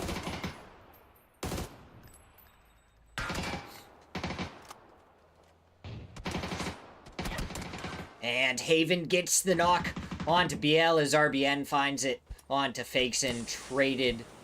And we're down into a 2v2. Flush coming out onto Fakeson. As Fauna trying to make his way forward, takes a hefty couple of shots from Santastico. RBN continuing to flank around the nade, getting prepped and thrown towards Haven's position. Lands out in front of the emergency cover.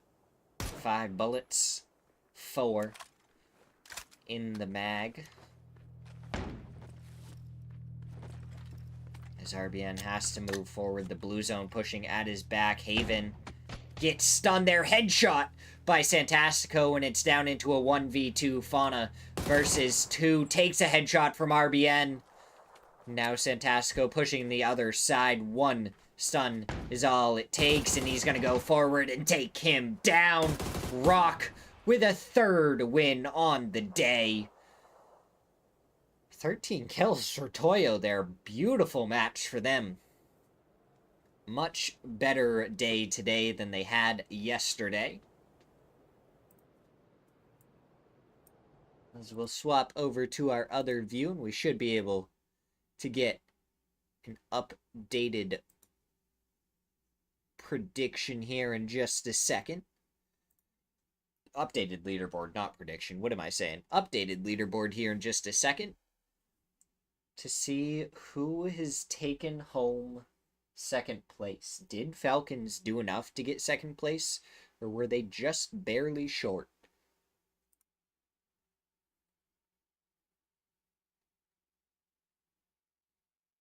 Here we go. We know that Rock, yes, Rock, 143 points to get 1st place.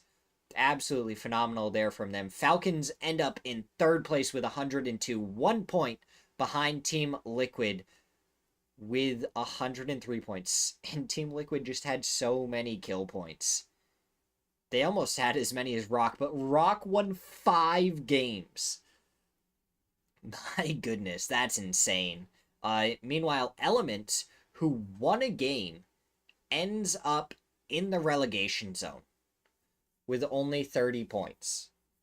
I think it's crazy that you can technically win a game and still end up getting relegated. I think I've only seen it happen once before in this. But you guys can take a quick look at the rest of the leaderboard. I appreciate everyone that stopped by. I think we're going to get ready for a raid. Let me check and see who's on. We haven't raided Shane Doe in forever, and I want to hear his lovely raid music. So I'm going to send you guys over to him. I appreciate everyone who stopped by. Thank you very much. I will see you guys again tomorrow, because we're going to have more games tomorrow. It's technically going to be week 3. Because this was finishing up week 2 after all of the EWC stuff. So I will see you guys tomorrow for even more PUBG action. Have a beautiful time. Over with Shane Doe. Thank you so much for stopping by. Have a wonderful night. Bye-bye.